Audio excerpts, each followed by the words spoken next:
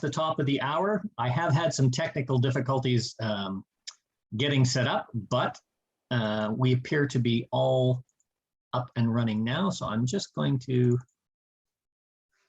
get set up and hopefully, now how do I bring that up to the front?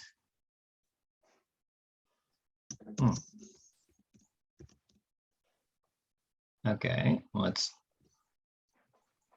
there we go, hide thumbnails. Okay, so what we're going to be talking about today is Zoom resolution. Before everybody goes off the deep end, yes, I know there's no such thing. Jean in the waiting room, okay. So where this came from, recently I was asked, well, actually just this week I was asked if I could do a session about Zoom, the Zoom resolution technique. And I didn't even know what the heck the Zoom resolution technique was. So and this was a brand new caller who was being taught by another relatively new caller. And it took a lot of teeth pulling and explanation to see exactly what they were talking about. And what it is essentially resolving from the center box, or resolving from waves, or resolving from two-phase lines using the movement Zoom to achieve the partner pairing. Now that seems like common sense, but there's a lot more to it than that. And there's a lot more to it than just matching people up using Zoom, which is a very neat and a very handy technique to use from those three formats. But what I wanted to do was actually talk about it and clear up, you know, the muddied waters, so to speak. So let's talk just briefly about caller mentoring.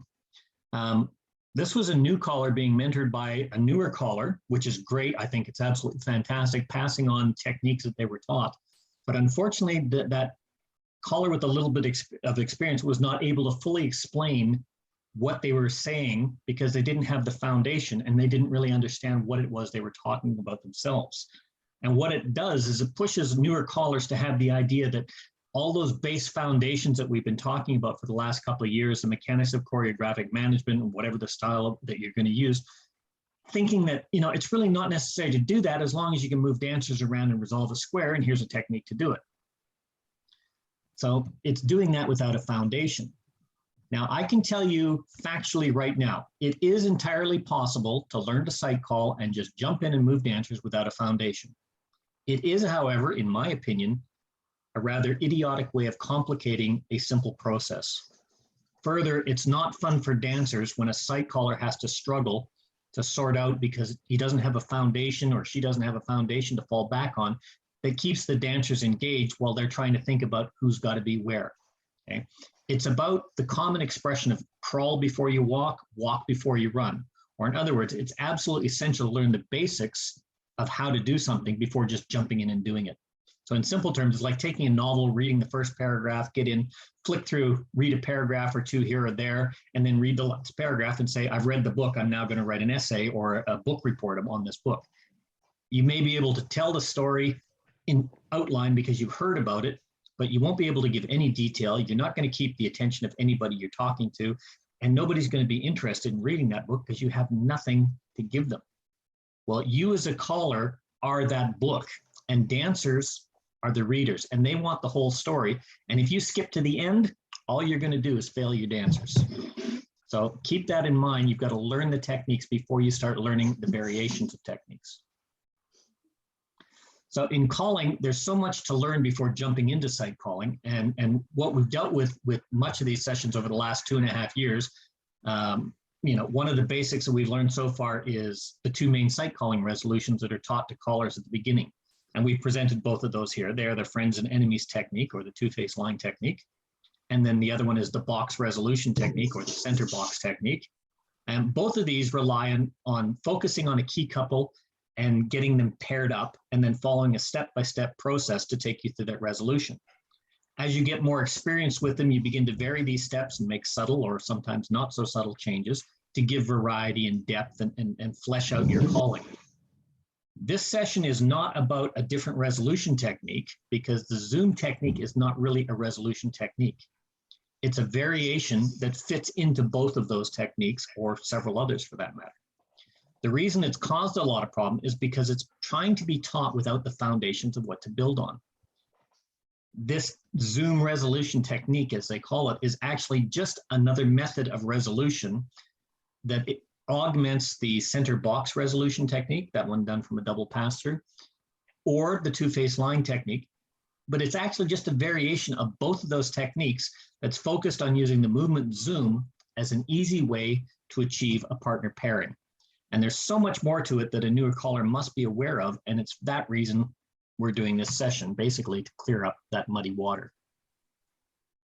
So what this means is the formations you want to establish is a standard boy on left, girl on right, boy and girl, stop that, double pass-through formation rather than a standard box or an 8-chain-4 formation or a two-face line. That's what you really want to establish. So what we're going to start is look at the very, very basics. Nevertheless, the trouble that most callers have in learning and teaching Zoom in this kind of thing is a simple mistake of trying to get some kind of fancy convoluted method of getting there.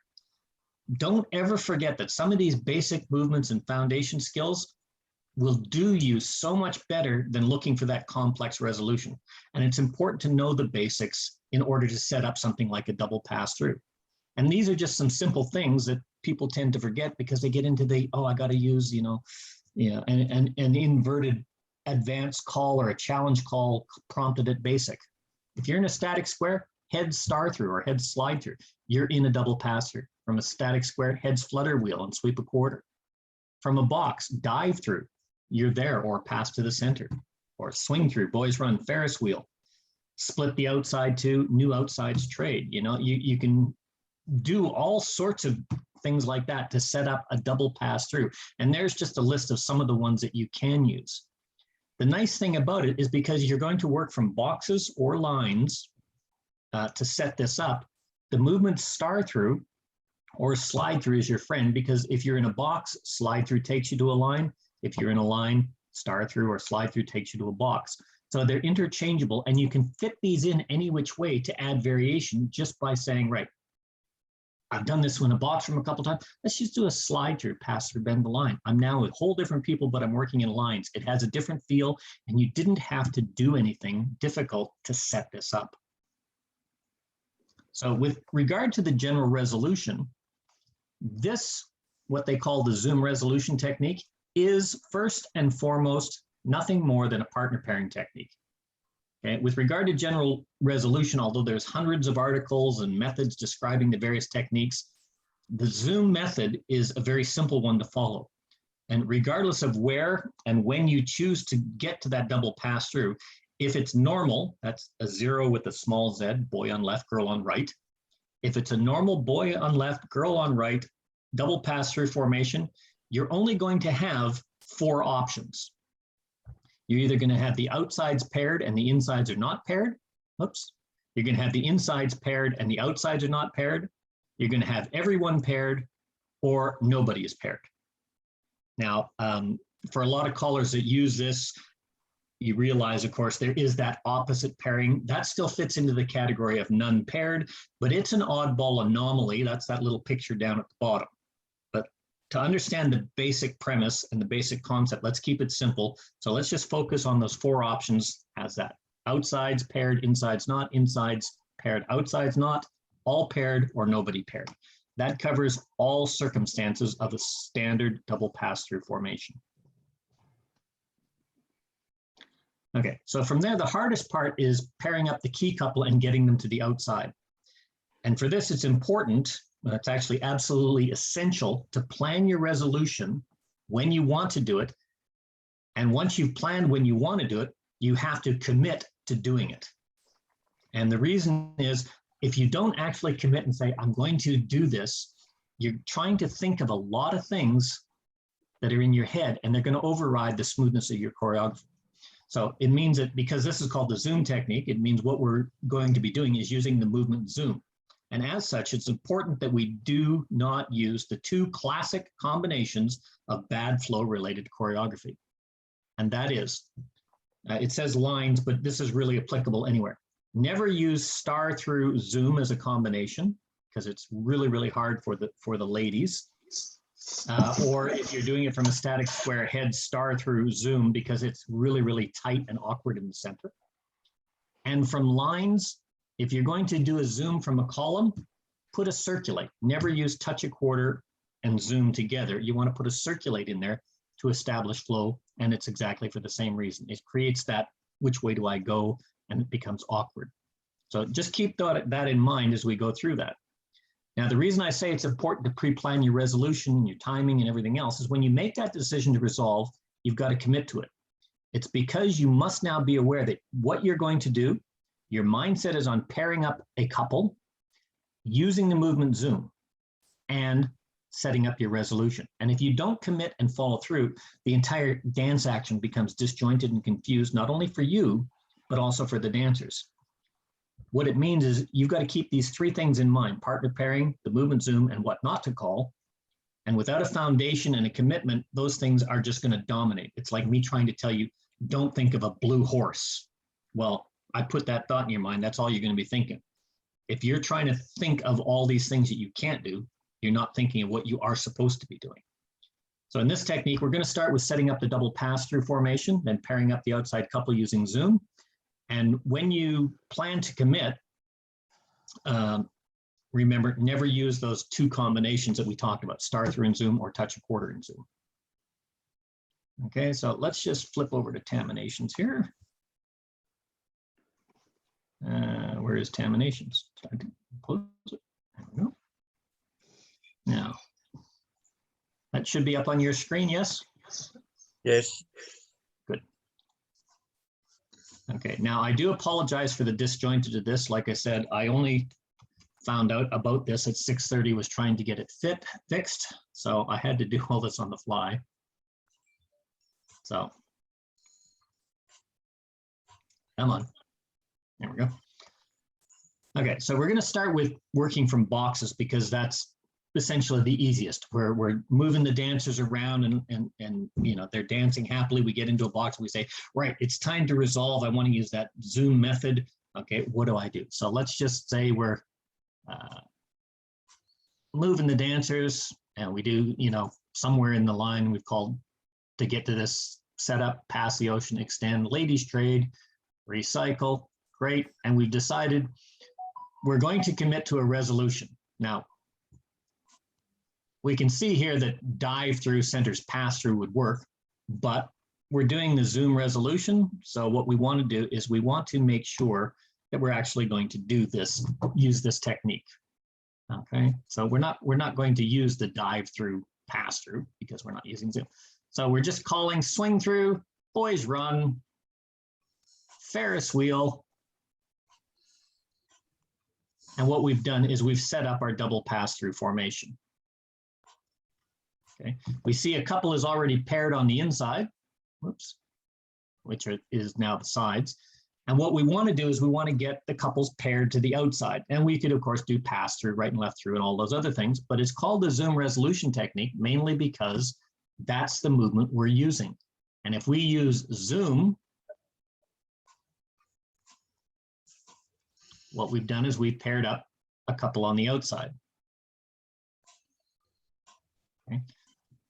What we've done is we see that the center pair, now we see that the centers are not paired and the outsides are paired, and we're ready to set up our resolution. And we'll look at resolution in a little bit. Okay. All we're doing right now is just looking at that partner pairing, and this is the method for doing it. So if we square our sets up, yeah, there we go. Okay, so let's look at something else here. If we set up this situation, for instance, let's go 4 ladies chain. Okay, now we're going to be setting up a different kind of pairing. Okay, so we're setting up a double pass through. We've got nobody paired at all. Now, although what's important to do is we need to set the sequences up so that we have at least one pairing in the foursome. So if you divide that square in half, there's at least one pairing. Yeah, at least one couple has a matched pair. Doesn't matter who it is, as long as one couple has it. So how do we pair up? We can also use just the girls Zoom or just the boys Zoom. If we do just the girls Zoom, we can do that. If you're absolutely hooked on making sure your key couple number 1 is on the outside, you can do an everybody Zoom after that.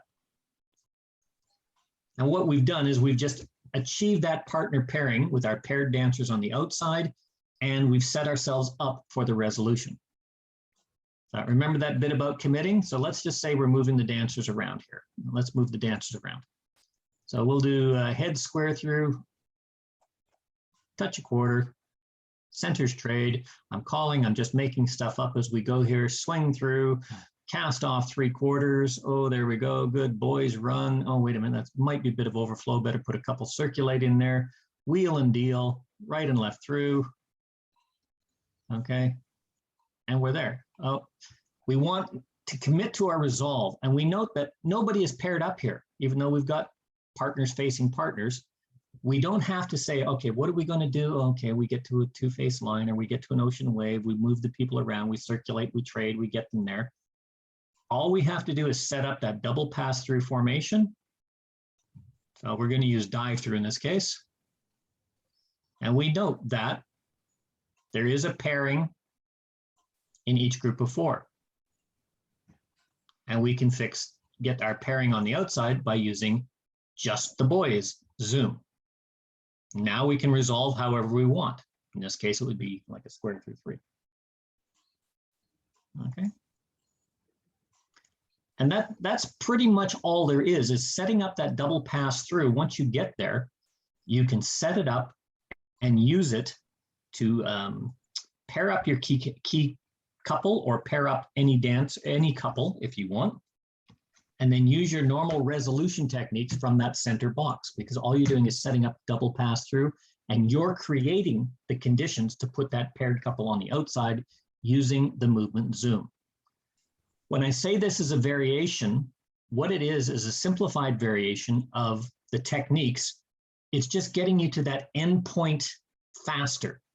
It's shortcutting all those steps that you would normally take in for instance, friends and enemies. Make a two-face line, pair up the key couple, move them to the outside of the line facing out, call Ferris wheel, and then do whatever the next part of the resolution.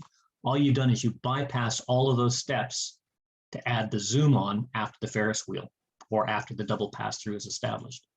And that's all it is. It's a simplification and a variation of that existing technique. Now, it also works well with lines. Okay, so let's have a quick look at that. So if we set up a line, let's just do heads, lead, right, and slide through. Okay, so from here, we've set up a line. Now, this is our easiest option, of course, is to make a box, and to do that, we could do slide through, and then we've got a box, and we could do the resolution from there. But we've already talked about boxes, so we're not going to talk about those right now. Let's involve the lines with things like touch a quarter. There we go. So touch a quarter, circulate, boys run. And what have we done? Instead of calling the standard box, all we've done is we've established a box using body flow. Dive through, and of course, now we're back into the pairing technique, Zoom. Just the girl Zoom. And we've paired up the couple on the outside. Okay. It's also possible to use Zoom while pairing up in a column. So let's use touch a quarter. Remember, we don't call Zoom after a touch a quarter, so we put a circulate in there. And here, if your dancers have not used it a lot, you may have to prompt who's the leaders, who's the trailers. Notice I have no partner pairings here. Doesn't matter. What we're doing is we're introducing Zoom into the dancer's vocabulary. We've got leaders, we've got trailers. So this can be an entire theme. So let's just do the boys are leaders, everybody Zoom. Great. Now we can carry on.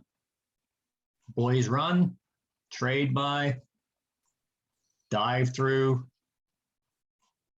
And now I've got a group where I have at least one couple paired in my foursome. And how do we get out of that? Just the girls Zoom. And now we can resolve however we want. 1, 2, 3, there's the corner, square through 3. We have an outside pairing. And all I'm doing is taking you to that last stage of either the friends or enemies or the center resolution method using the movement zoom.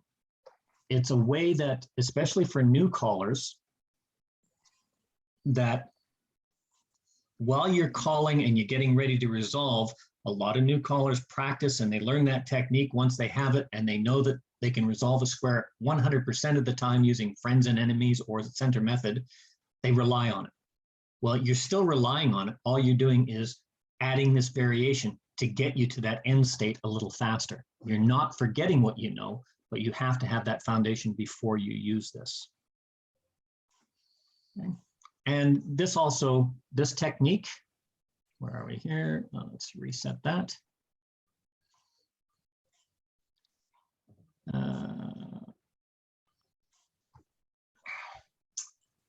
Sorry, I'm doing this on my wife's computer, which is very different than mine. And I had to type this up very quickly, so bear with me 1 second, paste. Okay, and it works the same with partner lines.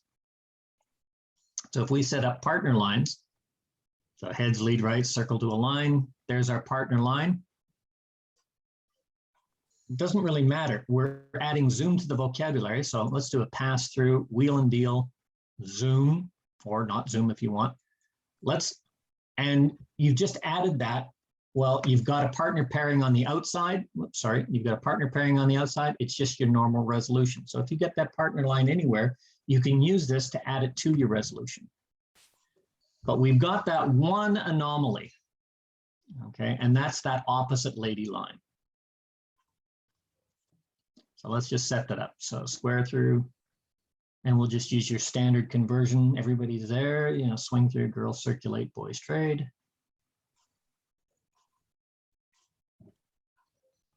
Boys run. And bend the line. Now remember what I said about working in the foursomes? As long as you have one couple paired in your foursome, this technique will work. But if you notice, this is the one anomaly where everybody has their opposite lady as their partner.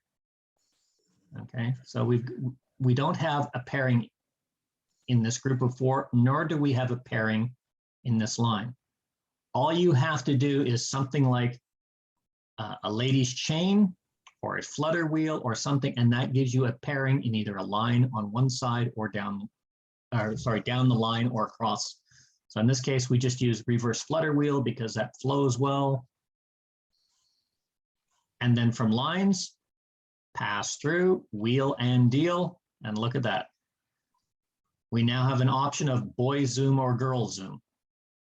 Doesn't matter. You can do whichever one you want, and that will pair up your outside couple.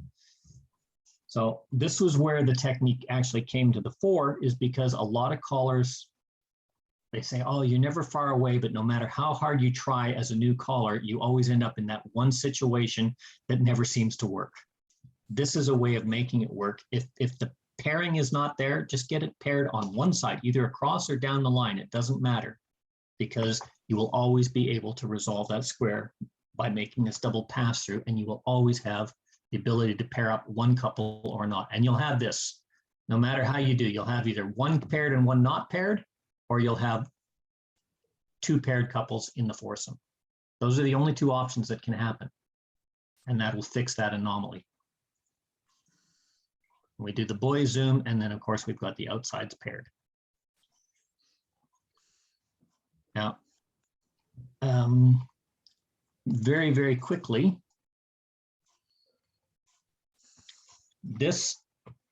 remember I said this works with the friends and enemies, you know, or the AC-doocy method, or any of those other methods, as well as pairing. So all we're doing is using zoom as a pairing technique. So let's have a quick look at this from Ocean Waves. Okay, so if we use zoom from Ocean Waves, the big thing you have to remember is you want to use terminology, boys, girls, or ends. Only have the ends zoom in an Ocean Wave. Don't have the center zoom, although it can be done. It is a pain in the backside. It's like calling zoom from a two-phase line. You don't want to do that because it's just too crowded and too awkward. Two-phase lines and waves only have the end zoom, but make sure you use the terminology. If it's a boy and a girl, say end zoom. If it's boys, say boys zoom. If it's girls, say girl zoom. It mix and match because it helps your dancers dance effectively and get used to different terminology. So let's just set up an ocean wave. Swing through. We're just calling here. Boys run, tag the line, face left. Mark knows I just was typing this while he was watching me making this stuff up. Wheel and deal. Okay, and swing through, and let's have the girls circulate. Okay, so we now decided, okay, I want to resolve this square. And I had a quick look and oh my goodness, look, I've got nobody in the ocean wave. That's the established formation, but I've got a pairing here. So, okay, that's fine. We've had the girls circulating around the outside. That means I've done something here. Boys have done something in the middle. I don't want to do, so let's do another swing through. That's just to create that flow.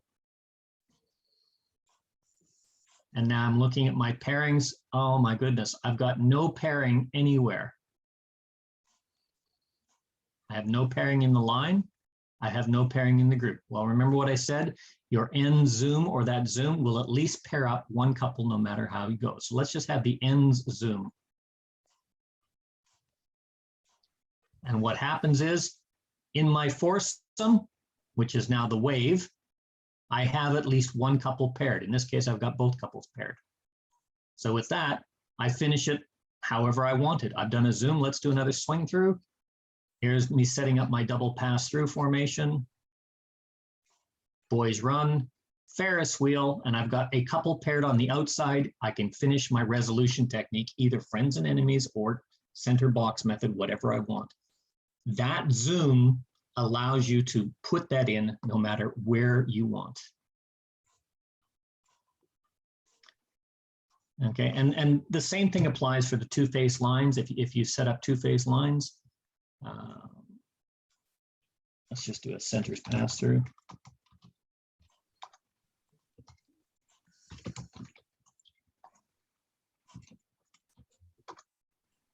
And let's have the boys circulate. Okay, so just for sake of argument, this is where we ended up. Exactly the same system applies as did in the ocean wave. Okay, you just have the ends zoom. And what have we done? We have now paired up or have a pairing where we have at least one couple paired in the formation, in this case, the ocean wave. Ferris wheel. And now we want to pair up our key couples on the outside. What do? Oh, we can't do it. We cannot do it with a zoom, but we can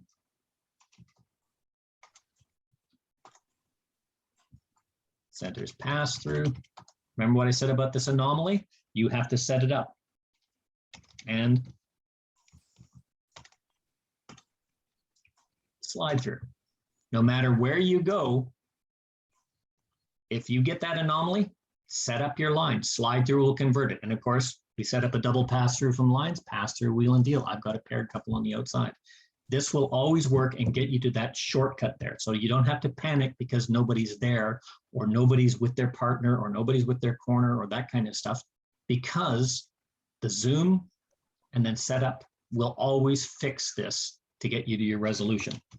Pass through, wheel and deal. And I've got a key couple paired up on the outside. I can do my normal resolution technique, whatever you want. So the last part that we have, of course, was ending the puzzle. And if we're going to end the puzzle, let's just quickly look at this, reset. So let's have the sides square through. Sorry, let's have the sides.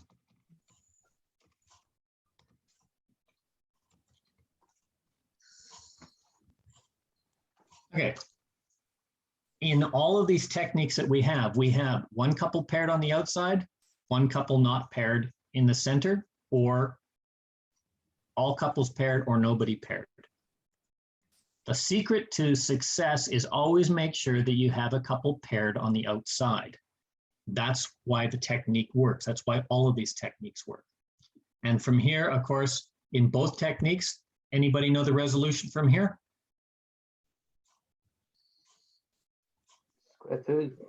Square through, yep, square through 3, square boy. So he's not looking at his corner. All he can see is this square boy facing the same direction, square through 3. If I had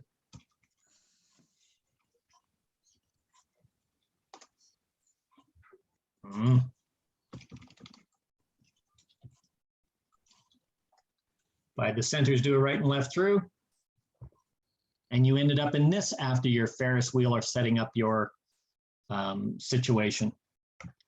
The resolution is facing the corner. Pass.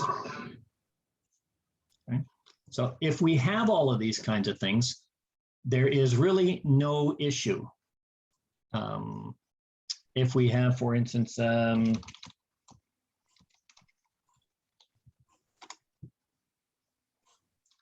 if we have this kind of situation,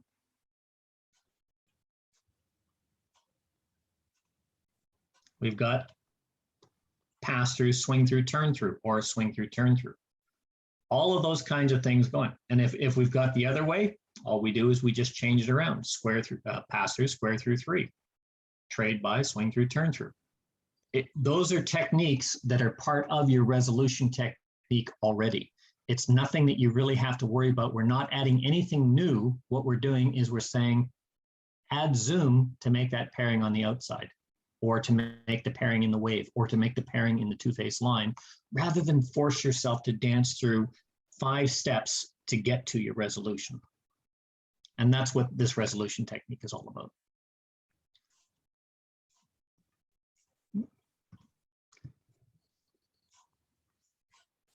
Come on. Is that up on your screen? PowerPoint? Yes, Mel. Yes, Mel. Okay, so how do I get rid of that?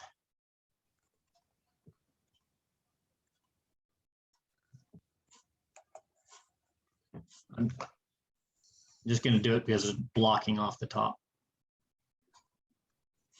Okay, so there are hundreds of options and other resolutions to get there, and they're possible numerous variations on this technique, but this is just the basics. And while it's seemingly simple to try and teach zoom as a pairing resolution, remember that without your base foundation, knowing your friends and enemies, or knowing how to move dancers and all the rest of that, without that foundation, it becomes very complex.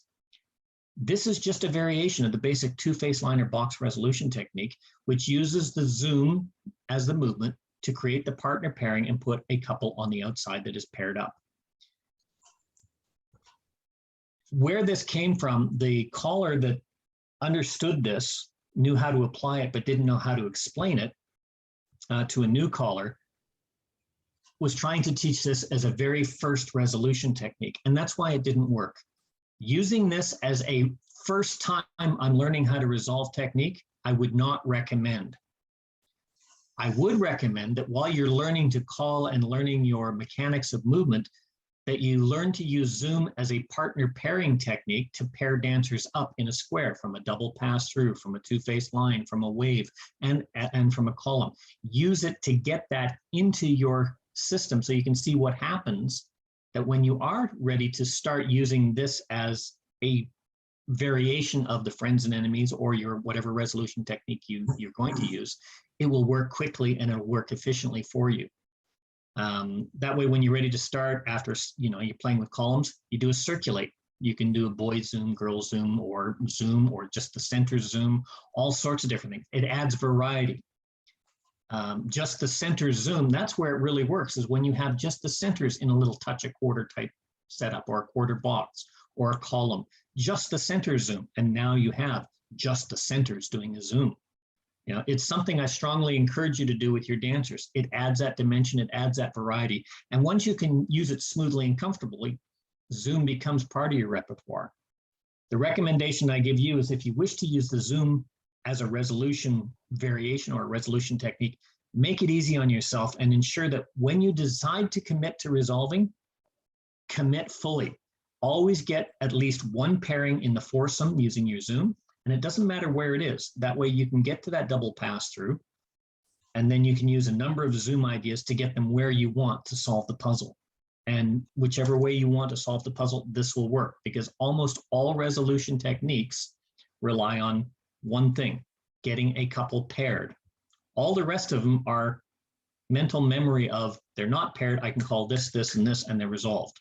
Okay, it's a series of memory or a technique. And for here, this is using the best techniques that works for you. And depending on which one you prefer, it will work with whichever one you want.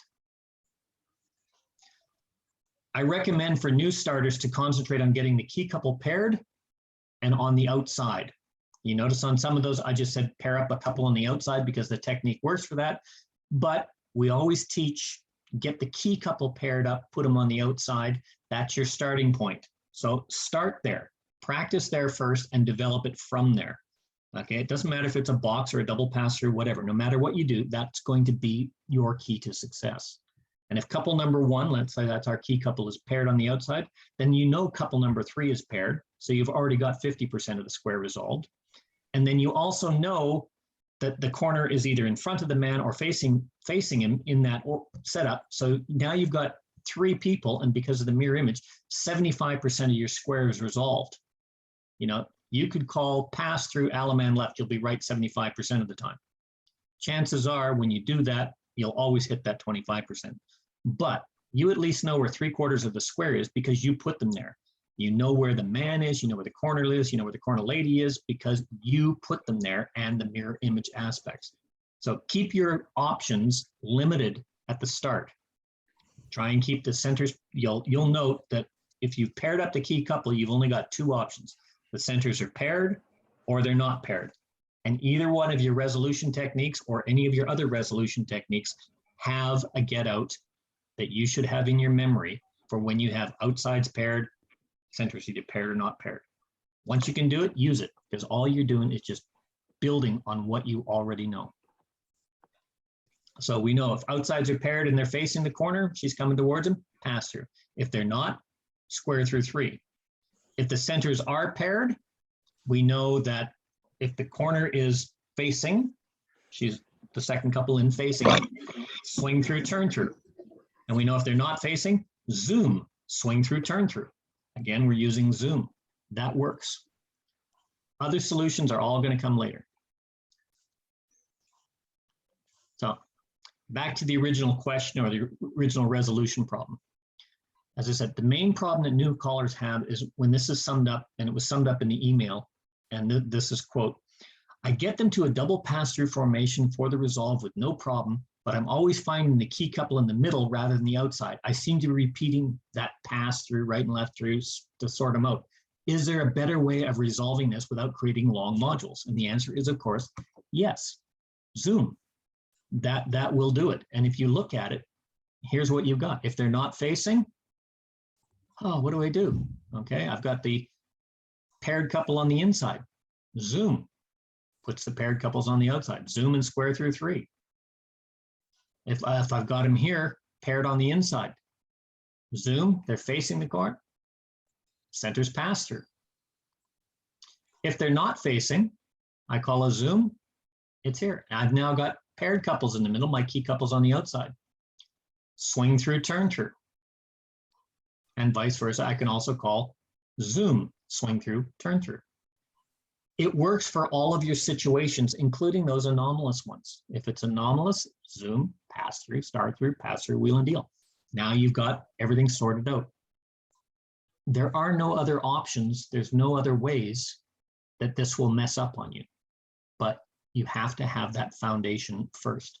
All of these notes and everything I'm talking about are going to be in the handout. So I know I'm going through this quickly because this is a a review, but it's a clarification on stuff you already know. All we're doing is adding the variation. Now, I did want to say this because I mentioned it and I was asked about it. How do we expand the idea of using zoom when and where?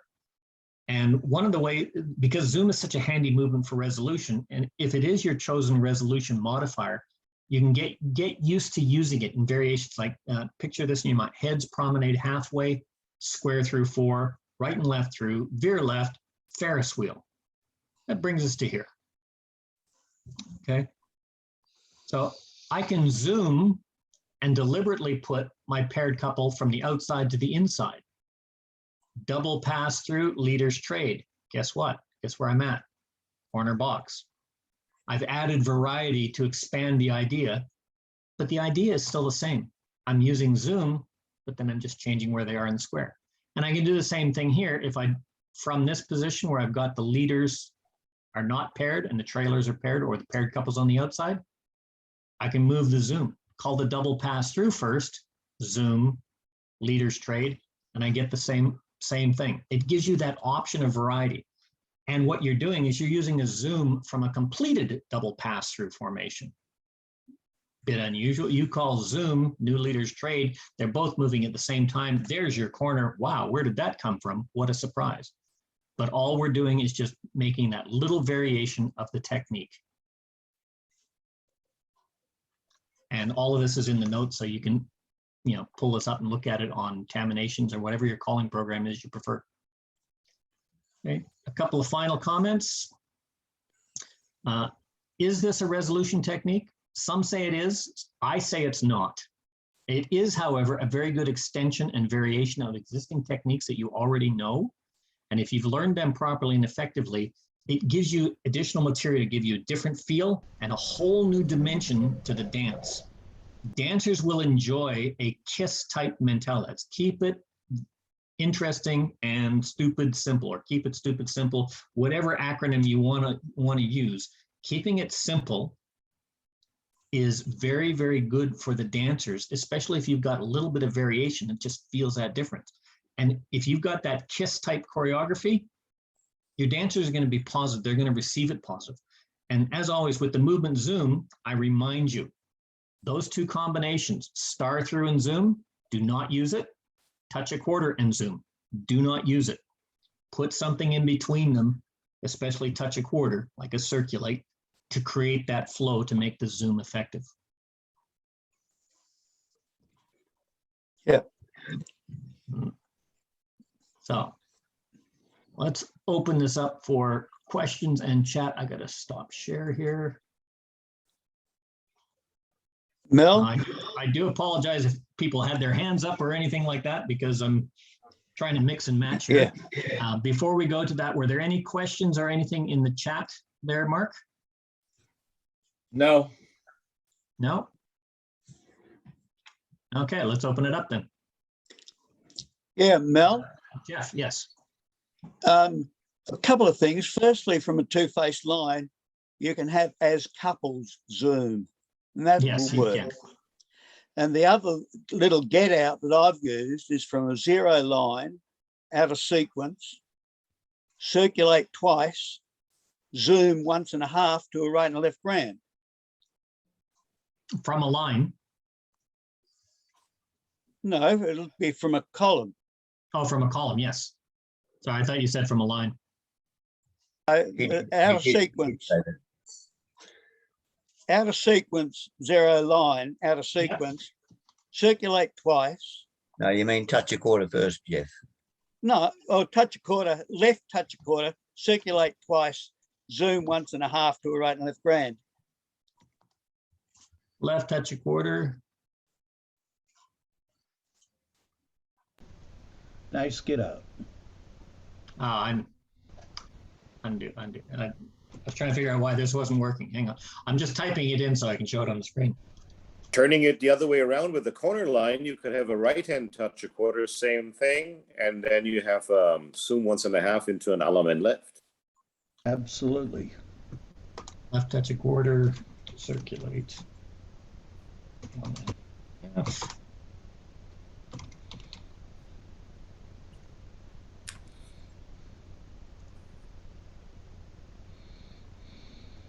And your zoom was, sorry, you did left touch a quarters. Circulate twice, zoom once and a Circulate. half. There you go. Hang on. That's where I got it. Circulate twice.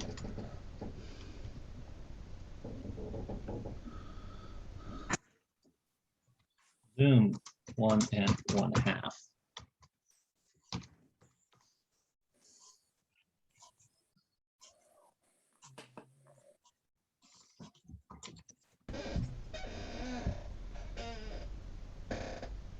Oh, I forgot to share the screen. Sorry about that. Okay. Yeah, I know what I did wrong there. Copy. Paste.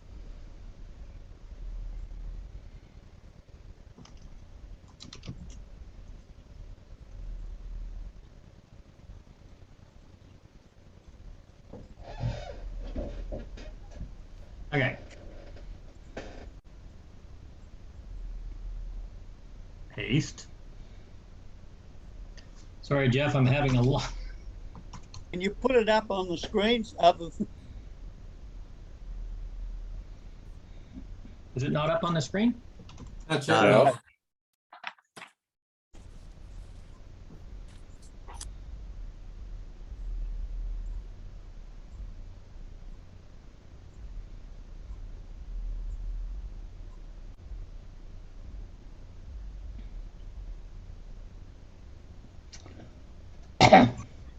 That's Is it up got there it. now? Yes. Yes. Okay, so right and left through. That's your partner line out of sequence.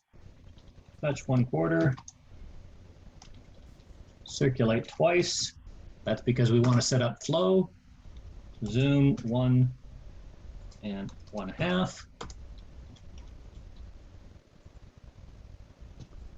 Right and left brand. It's a I left don't touch think a so. quarter. I don't Should think have so. been a left touch a quarter. Yeah, I got that. I was typing faster than the computer was catching up with me.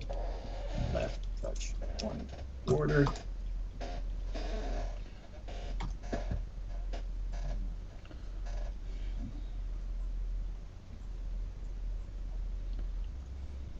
There we go. right. And that works lovely. And what's really nice about things like that, and as soon as I can find out where I've lost my zoom now.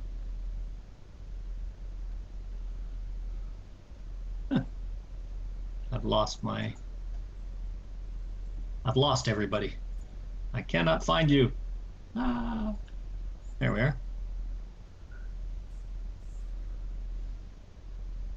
How do I expand this? Do you have a little camera on the bottom of your task line, taskbar? No, White camera no. on the blue field? That's Zoom. Yeah, no, I found the icon. It's just, I don't have you on screen anymore. I have no idea what's going on here with this. Anyway, You're still sharing screen, Jeff. Mel. yeah, it's my wife's computer, so it's not set up the way I'm used to it. So I'm hunting and pecking. So let's just A stop. female share. computer, is it? Yeah, it's a female computer. I'm using the men's side, and I should be using the ladies' side. That's what it's like calling. Are you commenting that men are always cautious around female things? No, I'm commenting that men are always on the left side because we usually get left because the women are always right. My wife can hear me. I had to say something like that. Oh, yes. Except in Yes, slide through. Except in slide through, yes. That said, Jeff, absolutely fantastic, and Mickey, absolutely correct. The mirror or the symmetrical, of course, is. Yeah, but you got to be careful. If you have the partner line and you have a touch a quarter and do the same routine, and then you have a do paso with your partner. If you use the corner, you need to be half sashayed. Yeah. To get to an element lift. And these are the little things with Zoom that we're actually, that's Zoom, using Zoom as the call to get out, which is really, really good to implement in your choreography. And this is what I was talking about. Before you start using Zoom as a resolution technique, or as a resolution method, I should say, for partner pairing, it's good to start using the movement Zoom and seeing how you can use it to pair up people while you're dancing and calling. So you're comfortable with it. Your dancers are comfortable, you know, heads star through, right and left through, or sorry, head star through, pass through, right and left through. Veer left Ferris wheel, Zoom, now they know how to do it, or swing through. Just the ends, Zoom, centers run, you know, things like that, that they're dancing Zoom from different setups. Touch a quarter, all eight circulate. Boys, you're the leaders, Zoom, girls go forward, boys come back, you know, set those things up and dance them so that when you do use and expand these techniques into using Zoom as the, wow, where did that come from? Zoom once and a half, right and left grand. The dancers are not going to fail, and you don't have to do a lot of prompting. I know you use that one a lot, Jeff, because when I've danced with you, you use Zoom from all sorts of insides, outs, and backwards. You've had things like line, centers touch a quarter, Zoom, and then the other ones pass through and do all sorts of weird things. And it always seems to work for you. I haven't got that far yet in my choreography, but it always works for you. You're muted, Jeff. You're muted. Jeff, you're muted. We can't hear you. Oh, sorry. The Zoom from a two-faced line works well too. Yeah, as couples. Yeah. Yeah. It works good from a quarter tag. Yes, it does. I also like that left hand touch a quarter, circulate. I like to use the setup fan to top, do a left touch a quarter, circulate once, Zoom once and a half to a fan to top. Yeah. Which is that half Zoom plus fan to top is a peel to top. I just wanted to show this, and the use of Zoom is a very, very flexible movement, and I really strongly encourage you to get it into your repertoire. But using it as a pairing technique for your resolution, especially for new callers, is a dynamite tool that adds dimension and simplicity to your dance that allows you to expand on whatever resolution technique you favor, friends and enemies, partner line, center box, goal posting, whatever you use, it will work effectively for you. I just wanted to show this. This is why we say ends Zoom, or as Jeff's saying, as couple Zoom. This is what happens when you just call a Zoom. Look at the center dancers. That, for dancers that are moving. It's ugly. Good choice of words. Ugly would be an understatement. It is not only ugly, it's terribly uncomfortable. But as couples,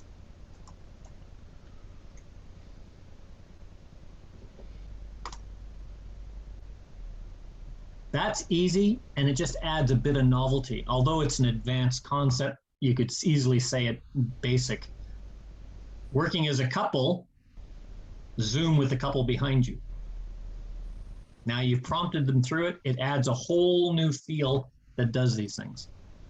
And you can do that. You can even do that from a promenade if you're inventive, you know, promenade, and then head, you're the leaders, Zoom behind the others. You know, you can do all sorts of things to have fun with the dancers using that movement and introduce the concept of flowing away and behind the person that's trailing you. So how many beats for the lead couple to Zoom, and how many beats for the trailing couple to Zoom? That is one of the great questions. I believe it's set at 6, I think. You're going to make me look that up, aren't you? For six for single dancers and 2 for the trailers. Yeah. Yeah. So the trailing couple will have 2 beats, but I doubt that the leading couple will manage to do that Zoom in 6 beats. Yeah, I don't see it. Yeah, I'm just going to look that up.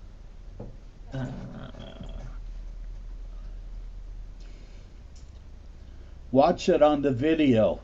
It gives you an idea. Oh yeah, absolutely. So give me a second. It's coming. When you finish that, Mel, you mentioned doing the zoom in the center. It'd be nice to show that. It'd be nice to show that on Terminations. I thought I was. They did. You did? Yeah. You? Oh, Yeah, and I must have looked away. Betsy said it's ugly. No, I'm talking about doing a genuine zoom with the center couples.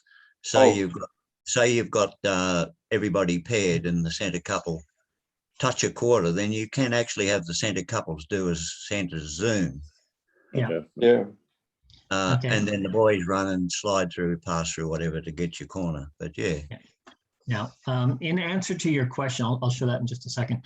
But in answer to your question about the timing, okay, if the lead dancer is folding out and away to get parallel to where they are, there's 2 beats. And they're going across the square, which is 4 beats, and they're folding back in, which is 2 beats. Zoom should take 8 beats of music. The timing that should, now there's that word should, and as one of my exes used to say, don't should on me. The reality of Zoom is very few people dance Zoom as a forward flowing away motion. So it's usually a quick pivot turn, 2 steps across, and a quick pivot turn. And for the trailing dancers, it's 2 steps across. The timing that Color Lab gives for Zoom is 4 beats of music. And that's working as an individual. That's ridiculous. Yeah. 4 is too short. Yeah, I realize that. I'm just saying, and that timing was based on how the dancers dance the movement, because it's a very rushed movement, 4 beats of music. I personally always allocate 6 because it has to allow that flow. 6 is a comfortable flow for the leaders.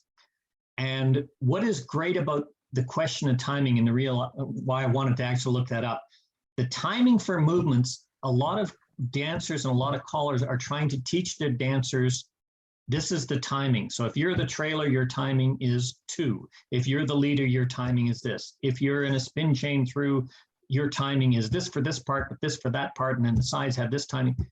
I look at timing and say, this is the timing for the movement. You may get there faster than the others, but this is how many beats are allocated because somebody needs this much. So if you're not moving or moving in a direction, mark time, just walk on the spot. At advanced level for things like cast a shadow or those kinds of things, that marking time really works good because it gives you that extra beats to fit into the flow. But the timing for Zoom is listed as 4. I don't agree with it. I always give 6, but if I was asked the question, I would have to say the timing is 4 because the powers that be have made that decision, not me. We got to take care about square breathing or whatever. If we have a normal box 2x2, you can make it in 4. There's no doubt about it. And if the body flow, but if you work with the ocean waves or the end dances of a 2-faced line, it definitely takes more. And working as a couple is another thing which will take more time than working as an individual. See, what they've done is they've defined Zoom from the center point of a 4-dancer formation, basically 2 couples. And you're right, because 2 couples will close up. But if I do a Ferris wheel Zoom coming off of that, that's spread out. And that's going to take more than 4 beats of music. That one. I just wonder how they get to that conclusion. I can answer that to a certain extent. If I do Ferris wheel and Zoom, it's going to take longer than it does if I do pass-through wheel and deal Zoom, because the tightness. Go ahead, Betsy.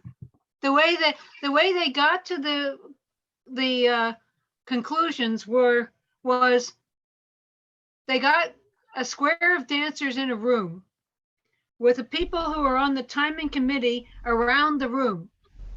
The caller would call the call that was being timed just so you could start on the downbeat. Mm-hmm. And then all of the committee counted the steps that the dancers took. And when they came to a consensus, that's what the timing was. I would venture to say that Zoom was only timed from the starting double pass through position. Yep. And I guess that what the call was intended. Yeah, and probably at the time when they were doing it, it was probably set up in time based on the standard at the time was head star through Zoom. Possibly. Which is still written in so much choreography today. But I'm not even sure that they had. I did some of the timing sessions where I was in the square, and I'm not sure that they had any choreography before or after. It was just the call. Yeah, that could that well they be. Counted. The reason I remember it is in one of the advanced sessions, they were counting wheel through, which is like a lead right with a pass through, and everybody at advanced claps their hands. And we had to stop clapping our hands because it interfered with them counting. Oh, it gets better. Then we couldn't do the call if we couldn't clap our hands. So it took longer. Yes, it did. And do you know how the hand clapping came about? To get people to let go of hands. Now, as the boys were passing, if you clap hands, your elbows compress in front of you, making it easier for you to go through. That makes perfect sense. That's probably why I learned that when I was taught recycle, to clap hands to make sure that you actually let go of hands and did it as a no hands movement. But that's a different discussion that we'll have, Mickey.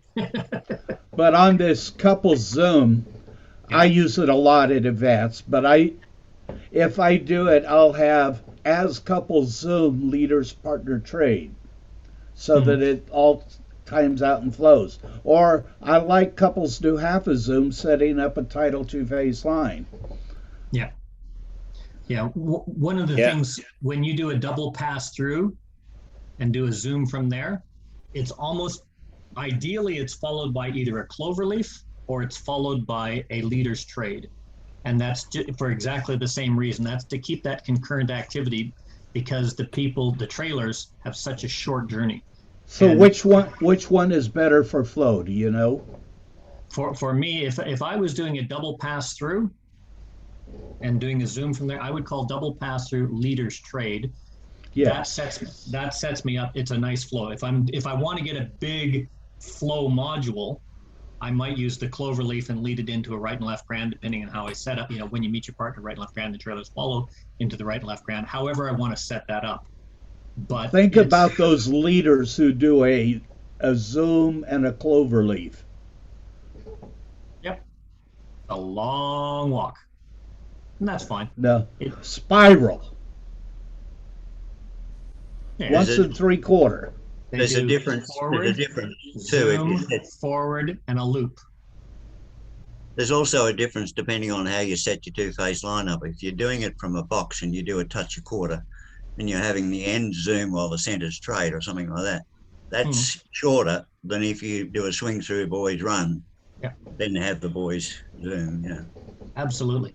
Now, the session itself wasn't about the movement Zoom, but I think that's something that's probably going to be a whole session, probably something, bye Masako, probably something for Mickey to add on. For those of you that don't know, there was a meeting of the Basic and Mainstream Committee this morning, and they're looking at reconstituting the emphasis calls. So that's a call on the program, not a quarterly selection, but a call from the basic list, a call from the mainstream list that is going to be listed as an emphasis call, some good, smooth flowing choreography that will work with that call from standard setups, general good dancing, smooth flowing choreography that's not so far out in left field that you got to hold a theological seminary to discuss it before you dance it. And I think Zoom might be one of the good ones to put on the list there, Mickey. Yeah, definitely is. And I have one point I've got to say to your session here, that I would not bring that forward to beginners, because I think Zoom is one of the most difficult body flow movements we have in the basic program, because we have two different flow action. We have one straight working forward action, and then we have one action walking away in a semicircle. from the center of the set. And if both are walking away from the center of the set, then they have different directions. So like, for example, a wheel and deal and a zoom, I would not prefer to call unless I have a half sachet, when everybody in the middle does the sachet, which flows nice from coming in from left-handed Ferris wheel. Otherwise, it would have to be a reverse sachet. And then you have the spreading action going out into the zoom. So this is a very, very tricky call where I would be careful to give that on hand. In a circus, you probably would tell the kids at home not to do that. That was actually the reason why I put the clarification out. This whole session came about from a new caller who's asking, a relatively new caller, about 3 years experience. They're sharing their experiences and what they've learned to develop their own techniques. And unfortunately, the way it was taught to him was, this is how he was taught to resolve, use zoom, and it became the zoom resolution technique. And in talking with other callers, and even with Mark at the start of this, Mark said, yeah, I've heard about that, but I haven't been able to find anything on this zoom resolution technique. And I was saying, it's not something to teach you at the start. It's something, once you know your techniques and your dancers are dancing, you can add it to your repertoire because it adds a dimension. Yes, Jeff?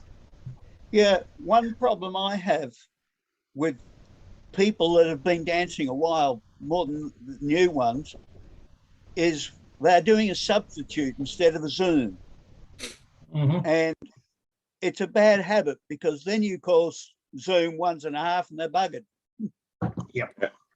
For the new callers that don't know what substitute is, it's from a double pass-through formation, the inside's arch, and back up over the trailing dancers. Great call. The other aspect, Mickey, Mickey, with Zoom is that newer dancers tend to want to work with the people in front of them. Yeah. And so that's the classic you find when you're teaching Zoom. There's a hesitancy for the people in the center to actually start the action and roll back. Nothing else can happen until they do. And so they're not sure whether they're going to work with the person in front of them or what. And so that's one of the issues you find with Zoom. Yeah.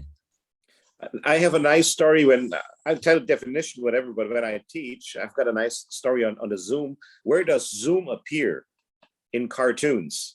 Now, what do? We do Western modern square dance, whatever, country. And so where do we have it? We have a bank robbery with the Daltons. I guess everybody knows them, with Lucky Luke. So they only have one horse, and they're riding on that horse, and they're trying to escape. Sheriff or Lucky Luke right behind them. What happens in every Western? The horse goes down, right? So what happens is the first one get thrown off, and the second one will slide forward to the saddle horn, and the horse comes back up, and the one who was dropped jumps back up and is behind. So what you got to check is, with whom are you on the same horse? And if you get on the horse again, we need to ride in the same direction facing. Otherwise, you got the tail in your face when sitting wrong. So this is a kind of a funny type thing, but it works for the dancers to check not your opposite, but who is on the horse with me, who is my tandem, who is my partner to play with. Yeah. It'd be a great analogy unless you're dancing with Gene, because Gene tries to make sure that the dancers don't horse around in the square. Sorry. Come on, somebody had to take that. Okay. But on Zoom, one of my favorites is either pass-through wheel and deal or Ferris wheel, box the nat in Zoom. It allows me to use box the nat and have a great body flow afterwards. Yeah. Yeah. But if you have sachet, that don't work. Same as the half sachet. Yeah. Yeah. It's establishing that body flow. Those are the kinds of things that experienced callers need to pass on to newer callers. Because one of the things that happens a lot, if you go on a site like dosado.com or CedarNet, you're going to find touch a quarter, Zoom. You're going to find head star through, Zoom, new centers do this. All of these kinds of things, which they were acceptable way back when, because that's the way the choreography was written, but they never were really that comfortable because they were tight. but the dancing back then really didn't care. They were in it for the innovation and the fun Now, and the drive and all that kind of stuff. So what do things you, like you're saying right now, the half sachet or the box to that add that dimension of flow to break up that, but also give the ability to easily flow into a zoom, are things that need to be passed down for the newcomers to make sure that that is danceable choreography that's getting out there. Go ahead, Bob. yeah, my question is what are you meaning with heads touch a quarter and zoom? Do you want just the heads to zoom in the middle, or is everybody doing the zoom where the girls are doing a pass-through action? Yeah, that's what I was saying. If you do heads touch a quarter and zoom, that word "and" is keeping my center dancers active. It would only be the 4 in the center of the quarter box, but I can guarantee you that if you called heads touch a quarter and zoom, on one side of the square where you've got leaders and trailers, they try to do a zoom. On the other side of the square, they'd look at you, and in the center of the square, they're either going to look at, I'm not in a double pass through, I can't do a zoom from here. You need to be clear, and this is why I was saying, and it's in the notes, but that I'll send to Mark. But when you do something, one of the common things that was happening, and I this was a discussion that was just on Facebook recently, centers zoom. We hear this all the time, dive through, centers zoom. If you called center zoom, what happens? Depends on what level they dance. No, I'm serious. If you followed the I'm definition, serious. No, I am serious, but I'm just saying, if I followed the definitions and I called head square through, right and left through, dive through, center zoom, by definition, what would happen is the centers would step to an ocean wave, because that's what is. No. Hang Pass on. through. Sorry. They do a pass through. Sorry. No, they wouldn't. They would step. They to an move up ocean one wave. position. That's They right. move which up would one be establishing position. the wave. And the reason I say that is everybody in the center is a trailer. Right. And when they so this is what happens. So if I have facing couples and I call center zoom, and I call zoom from facing couples, they make a wave. No. If I'm in a No, hear me out. I'm just going by the way the definition is being interpreted. If they move forward one position, they're doing a pass through, but they're trailers and they occupy a spot. If I set up a double pass through, I have a different setup than I have for it, and I've isolated just the center couples. And what happens is, what we've done by saying center zoom is we've created this confusion. What is desired here? What is wanted here? This is why if you want centers to zoom, you say centers, and you've only got the center 4 as active dancers. As you get to higher levels, what you've got is, I think Zoom will setting up center zoom and all these other kinds of things. But what it says, Zoom dance action. Leaders walk fully in a circle, turning away. The trailing dancer walk forward to take the spot of the lead dancer. There is no lead dancer. So 2 dancers are walking forward to take the spot, which is one spot in front of them. In which case they would set to a wave.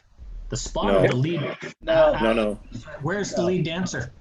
Let me clarify that. If we have a box, right, like taking the center box, if we had a touch a quarter, we would have a leader and a trailer. Okay, now if the leader would turn around, the trailer would still be trailer because he's facing into the box. And his spot would be to walk to the next spot, which would be leading to become a leader. So if you have facing dancers and you would call zoom, they would do a pass through. If you have dancers back to back, they would walk away from each other, passing right shoulders, and they would be facing in on the spot behind them. I agree 100%. Here we have defined leaders and trailers. The ocean wave would appear if you would have half of a zoom. Yeah, hang on a second. Yes. I'm in agreement with you. But this is what I'm saying. This is the argument when you say centers zoom. When you have this, that's a spot. If I have facing couples. But taking that boy number 1. Hang on, just let me go through this and you'll see exactly what I'm talking about. They've moved up one spot. to share the same location, and they establish an ocean wave. No. And this is the way your spots are defined. Depending on what the size this gap is, on a Ferris wheel center zoom, if it was tight, on wheel and deal center zoom, the centers would pass through. If I call, now we're talking about square breathing. You got a box Mickey, in the center. I'm talking about what dancers do instead of what the definition. I'm not arguing the definition. Zoom from here should be a pass through. If I called zoom from here, it should be a pass through. But what happens is, depending on how far apart they are, they'll either make a wave or they'll do a pass through. And the problems lie is when you have computer programs, there's the pass through. If I set this up though,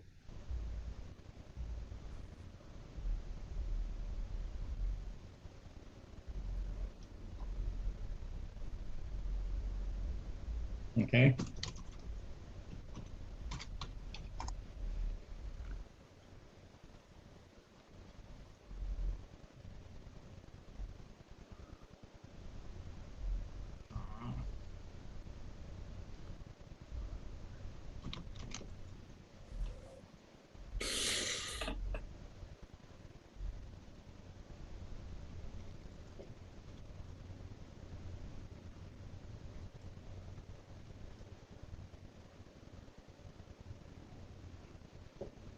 I was doing it yesterday.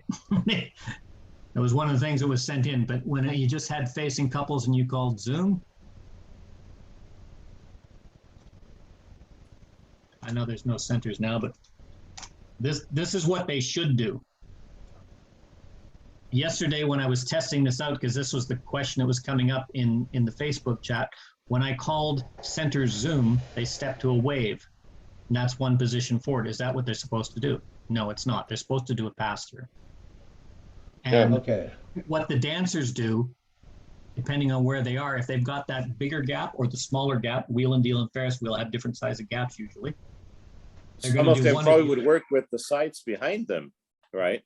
Because they think, And this is where the problem calls, because what we hear so often is Ferris wheel and the centers zoom.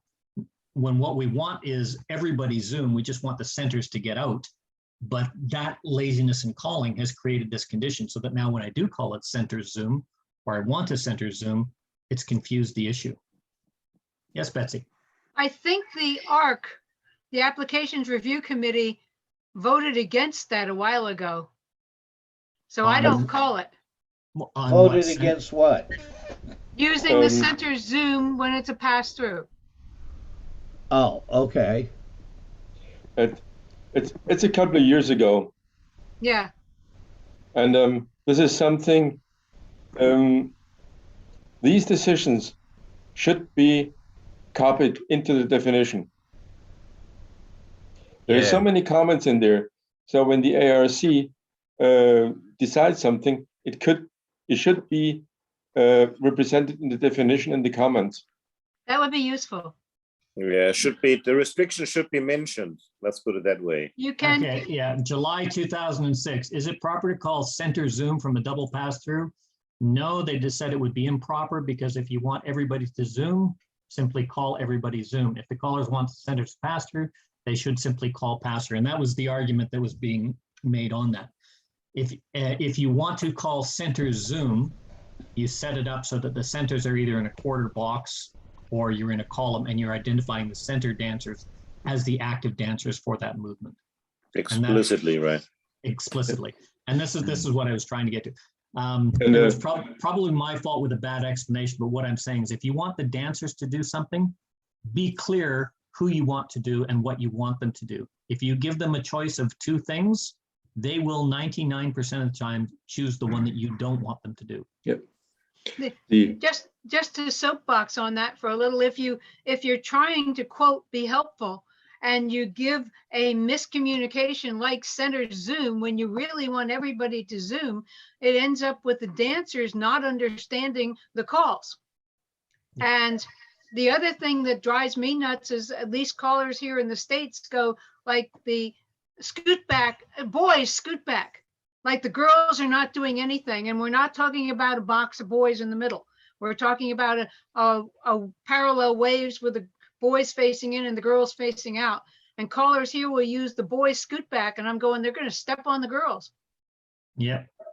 That comes from a lot of singing calls where the metering was scoot back boys, scoot back girls, and it just became part of the vernacular instead of scoot back boys in or scoot back girls in, which is the prompt to say who's going in, who's flipping, and it just becomes lazy. And you're right, I hear that all the time. That's even written in a lot of the choreography, scoot back boys, scoot back girls, when it's in everybody's scoot back.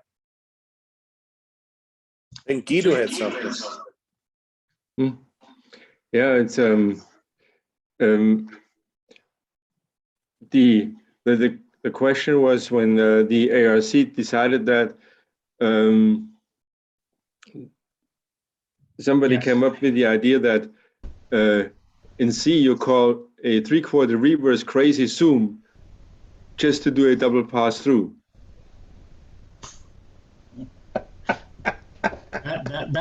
That was the age of let's get technically correct to show off how clever we are as a caller, rather than let's be clever as a caller and make sure we have dancers that can dance comfortably and have a good time. Well, Debbie Cedar said she wouldn't like to dance that because if he wanted a double pass through, he could call a double pass through. She doesn't want to be tricked. But you know, that's the same as calling past the ocean twice. No, That's I don't how I think so. teach socket. Well, that is only true. Sorry, Mickey, I had to do that. Yeah, I know that. But I had a comment in the chat the other day when he said, well, it would not be a locket. It would be an explode and step to a wave. Yes, if you dance it the correct way. Yes. With the 3 parts. If you take the styling hints, it would be a locket. Yeah, and this was part of the discussion that was in on past the ocean. If we don't want the ocean wave rule to apply, let's say it. If we do want the facing couple rule to apply, let's state it does or doesn't. And if we are going to teach it, let's make sure that the styling matches the definition instead of conflicts with the definition. And that's all that was about. Actually, that's the way I teach it. I teach pass the ocean from an ocean wave, because then it must do the pass-through first.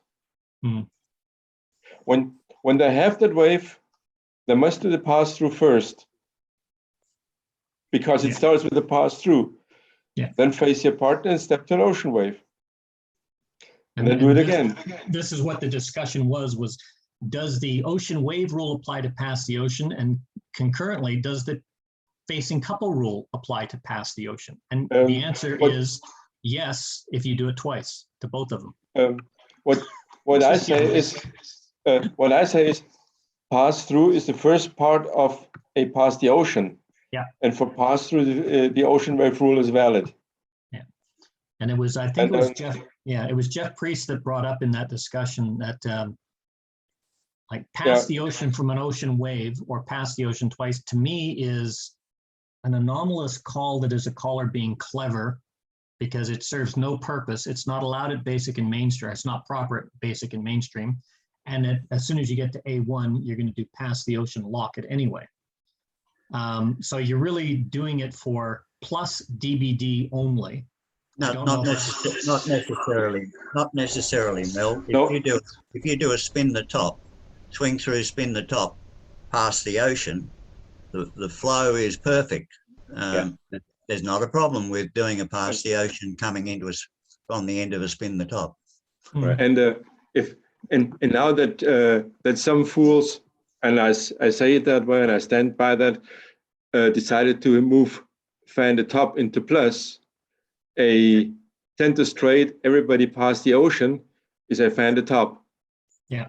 And oh, sure. Yeah. Where I was going with that, Alan, was I put forth the argument that I said pass the ocean twice, or doing it past the ocean from an established ocean wave, really serves no purpose. And then I was corrected. That was one of the corrections. And the other one was pass the ocean twice is a nice workshop if your focus of the workshop is working with explode, because it gets you that flow, and there's a bunch of variations and things, and that was Jeff, and he does that, not pass the ocean twice, explode and all that, but he uses it as part of the theme of that to get that flow. It's a pass, turn, make a wave, or pass, face, make a wave. It's a 3-part movement. And this is what was saying. So I'm in agreement with you. I was just getting there. I like what Alan said with the spin the top and the pass the ocean from there. That really works nice. On the other hand, Colin, pass the ocean twice, I don't see no sense in that really. What would work nice again would be a pass the ocean and pass the sea in a combination. That's a neat thing to think about. But to just twice right, and I wouldn't even say it's nice flow. Well, when you look at it, if you've got an established ocean wave, for instance, let's take a line, go 3/4, tag the line, centers, pass the ocean twice. What is the purpose of that call other than DBD? They were already in a wave. I know, but you can call pass the ocean and then pass the ocean again.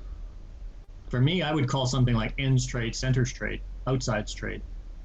It sounds like they're trying to do a trade the wave but keep the handedness. That's what it sounds. Not even a trade the wave. They're doing ends of the wave trade, centers of the wave trade, and the whole point I was making with that is looking at that. Yes, there are times when spin the top, move up past the ocean, work beautifully, but other times when you've got make an ocean wave, everybody pass the ocean twice. No, that's just a caller being clever, and it's bad choreography in my point of view. What I like is to have passed the ocean from an ocean wave because it can serve a purpose. Pass the ocean twice is workshop, is teaching dancers. It's like all it circulate from facing lines. It's like these are workshop things. Yep. Where we try to get a point across. If a caller calls all it circulate from facing lines or out facing lines just because he's clever, that's tricking the dancers. Yeah, and that's not what the goal is. But if I teach it in a workshop to teach the dancers to be able to dance in an all eight circulate from a 3-in-1 line, it's a different story. But that is not. Then they know they're how to call and pass the ocean. It's the same thing when it's in an ocean wave and you call it. You just teach it to have that pass through and face the partner, and then step to an ocean wave. Yeah, that was the point of the discussion that we were making in Pass the Ocean, because it's not can you or can't you call it. It's the styling is essentially right-hand dancer is going to put their hand up and do a left touch a quarter, while the outside dancer does an arc walk around instead of pass through turn face. And many callers will teach by the styling to make it easier for the dancers, which of course, when you do that, when you start doing things like pass the ocean twice, well, what are you trying to achieve? You may as well just say quarter the top from facing couples. You go, oh yeah, center's hinged and the others move up. Yeah, okay, yeah, that'll work. And now we've even confused the issue more. If your workshop is pass the ocean as a 3-part movement, pass, face, make a wave, absolutely. But the reality is, how do we dance it? And that goes much further than especially going into the high level. If we want the entry level to really be the basis, or the foundation where we build everything up on, then you need to have the proper definition and know that, for example, pass the ocean is 3-part call. How would you like to do finish a pass the ocean if you don't know the 3 parts? Yeah. So therefore I would put the emphasis on the correct dancing and correct teaching. And so the dancers coming up, it doesn't make sense. I mean, the finish concept starts in, I think it's C1 or C2. And to go back one, right? Okay. To go back and teach them what pass the ocean is already, or other basic calls. So, yeah. But yeah. And this is what another part of the discussion was, what is basic these days? It's a name on a program, but there's a reason for it. And too often we're looking at defining the basic program by what we can do at a higher level, or we need to change it so this can happen at a higher level, rather than here's the movement, this is what we do. And if we're going to do a higher program or the next level program, and it has a variation of that, it should not create any change to what is taught as a foundation skill. Pass the Ocean should be a foundation skill and everything should build on it.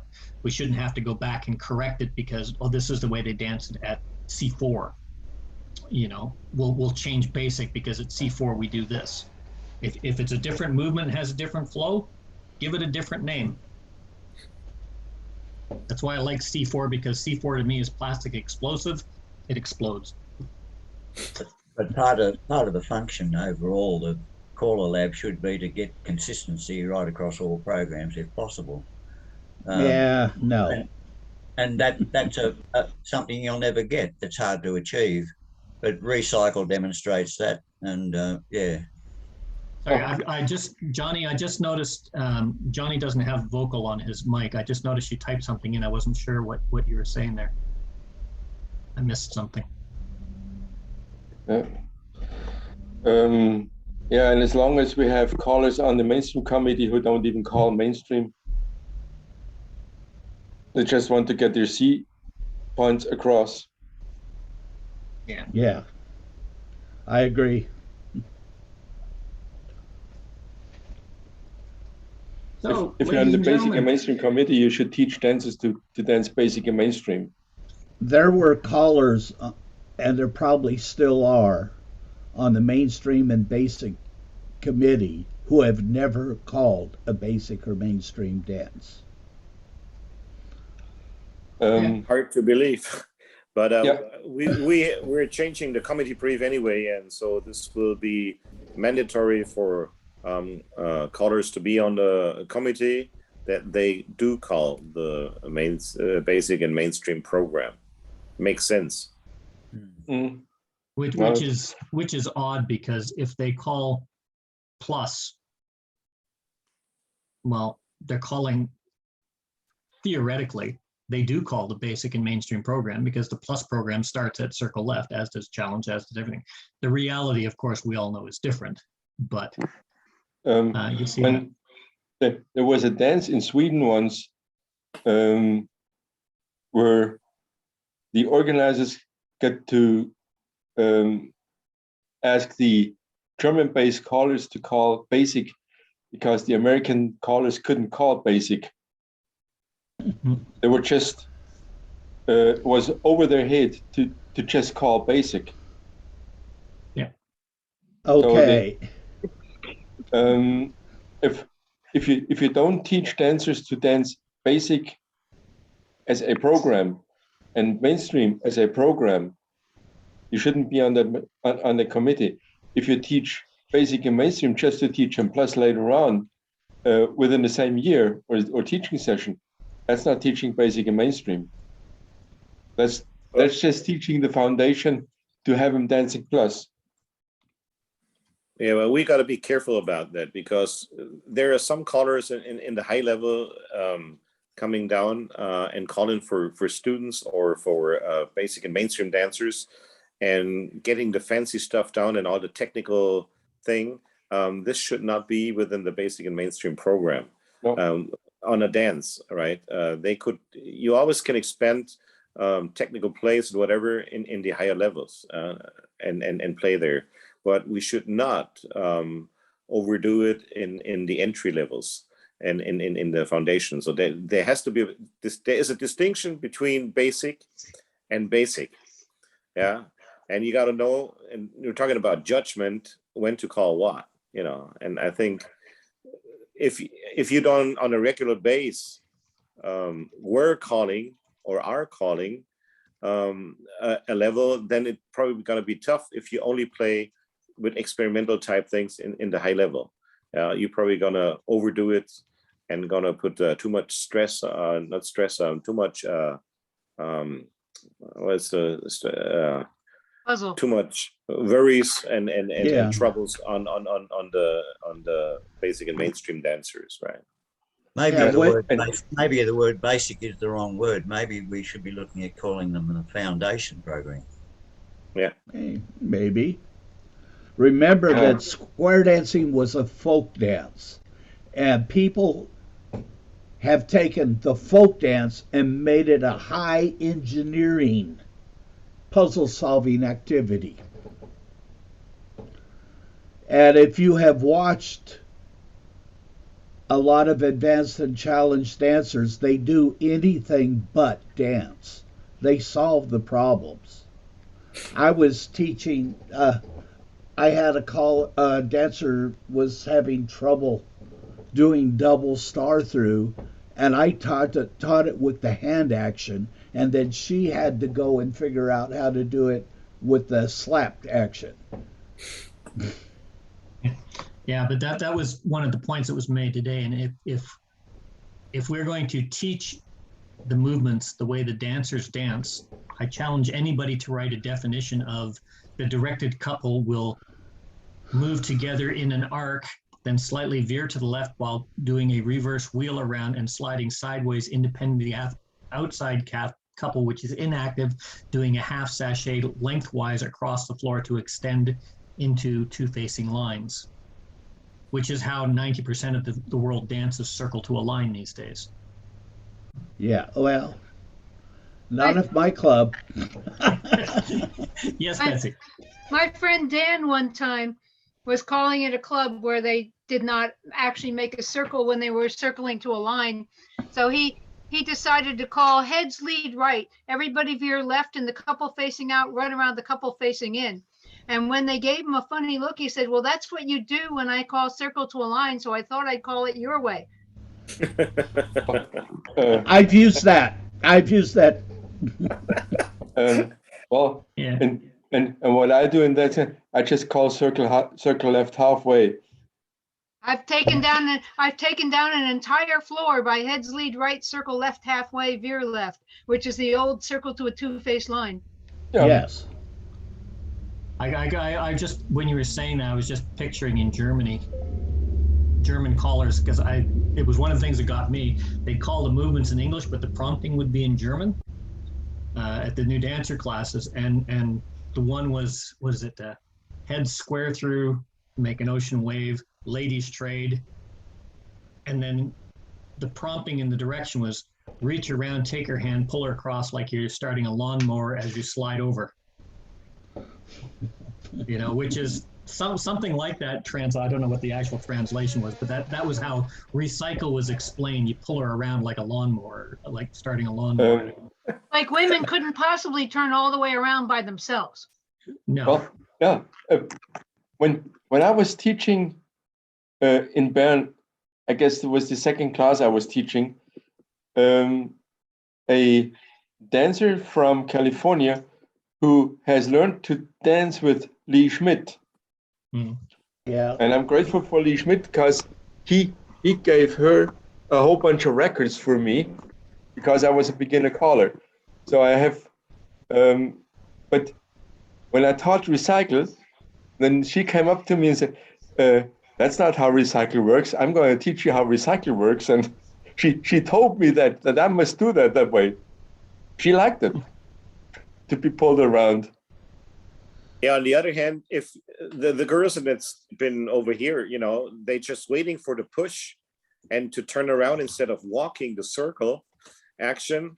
And when they get to the outside, they really wait for the push. And if they don't get it, they start turning on the spot and wait till the guy walks around them to get normal. So this is, you know, how things get often carried away if somehow the dancers, they entertain themselves if they're not taught the correct way. And then it gets a habit. I have read it once and I have not found it again. At one point in Sets in Order, the sentence you turn back, wheel and deal was taught in Sets in Order.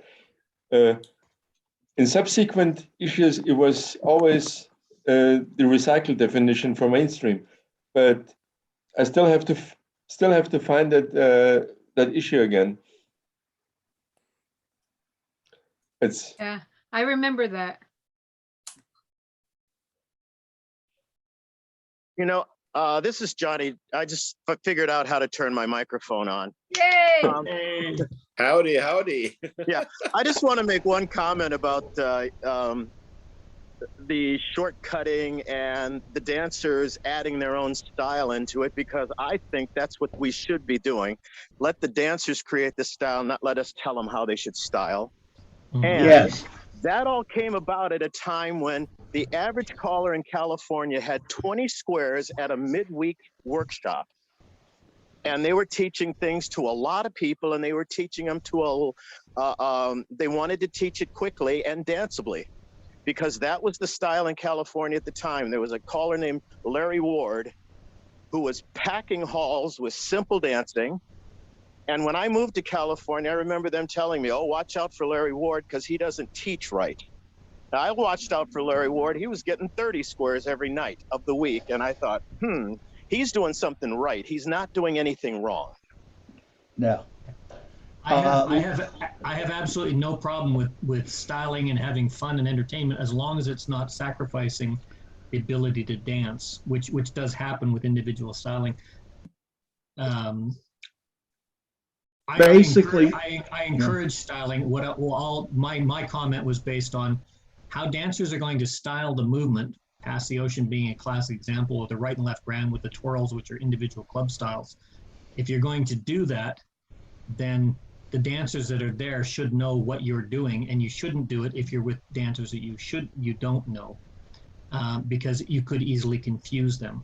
For instance, if some of the European styling for right and left grand or some of the other movements came over and they were dancing in a basic club and started doing that, they would just confuse the dancers, regardless of how many squares you would have on the floor. But I'm totally with you on that. The idea is that the dancers need to have fun and let them express themselves, encourage that noise and entertainment.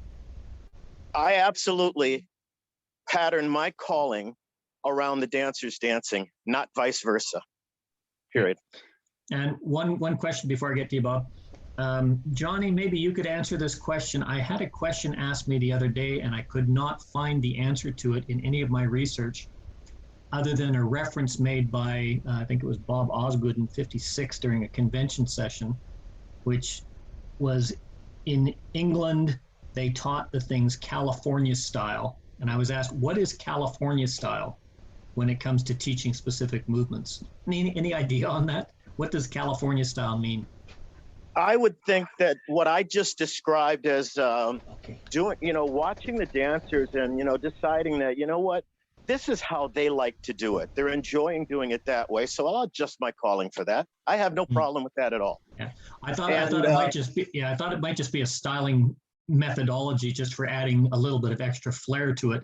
But it was a specific movement. I can't remember what it was, but it was something like Alamo style, California style, or something like that. And I had no idea what it well, meant. I think you have to remember that you're talking about 1956, which is the year I was born. So the caller was calling it today. The caller was calling it today, and I didn't know what it meant when I was asked the question. And that was the only reference I heard. I've never heard of it since. I've never heard the term California style. I was just guessing at what they might mean. Yeah, well, that's what I thought as well. Yeah, that's what I can add to that. Yeah. Okay. Bob, you had your hand up? Yeah, I'm glad he brought up Larry Ward. Truly one of my favorite callers of all time. Larry wasn't about making it complicated like we do. He would basically present a call, and they would do it from one position. He didn't try to do multiple position calling.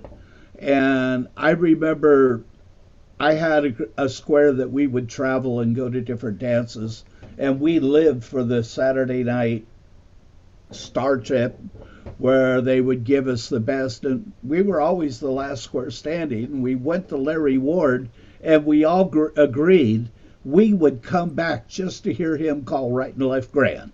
Because when he called a right and left grand, you felt you had gone to a revival. You got you were off the floor, and he entertained the people, and you danced to the beat of the music. That was his thing, and he literally called the same thing everywhere he went. But there were people that just loved to dance to Larry. And you can look him up on YouTube. There's a YouTube video of his history. Just want to share this. We're just dropping back for a second here. I've just been playing around here, but you know, we said zoom from facing dancers is problematic because it is a pass through, but depending on the angle, this is what happens from the other side of it. So if we would just do from a double pass through. So we get a trade by formation, zoom, pass through, and reach. That will also break down the floor, even though it's technically correct. Doing a zoom from dancers back to back. It's another one that, yes, it's technically on the other hand, correct. Don't call it. If you call centers trade, are just the centers doing it, or is everybody doing the zoom then again? Now, if you do the centers trade and zoom, okay. If you just say centers trade, zoom, that would be like centers pass through, swing through. Is it just the centers? No, it's right. It's because centers, parentheses open, trade, and zoom, parentheses closed. Anyway, I just thought I'd share that. That's just another one. Zoom is great to add to the repertoire, but don't be stupid with it. Yes, John. Yeah, just getting back to your California style, from what I can remember, square dancing started out Texas style, where your partner always remains your partner. And when Jerry Lewis came out to Australia, he bought Californian style, which was where every time you swung someone, they became your partner. Oh, okay. Well, there you go. I'm glad somebody had the answer, because I have been searching, trying to find an answer to that, and I had no idea. So California style means you just go everywhere and swing with everybody. SWAT. Yeah. It's an alternate lifestyle. You get to everybody's your partner. Yeah, that's where the swinger clubs derived from. That must have come out in the late 50s and 60s.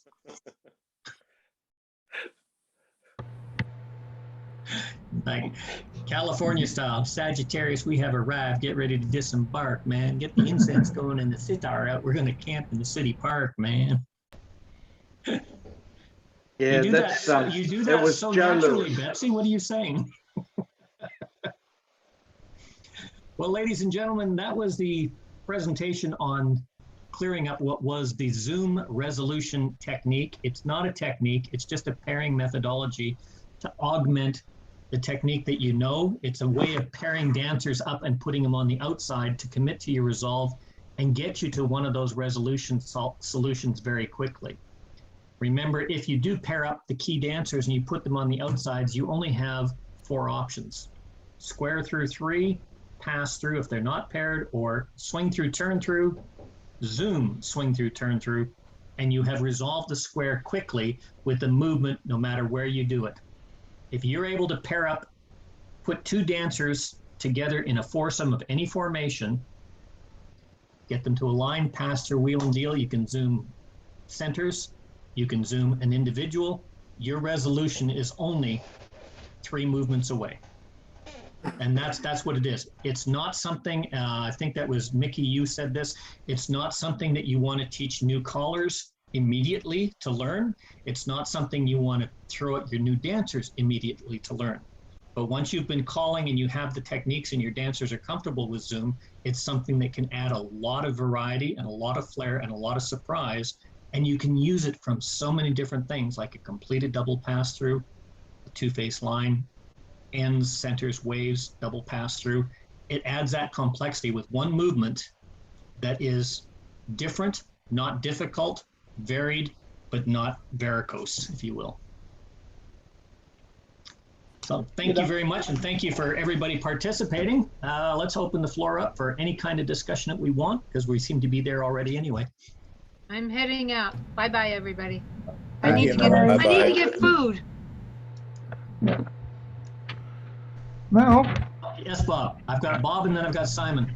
Okay. I was going to comment that I have gone through this metamorphosis lately that I remember in the 90s when there was this big exodus from square dancing to line dancing. and those people didn't come up. And do you think that they went line dancing so that they could have more variety?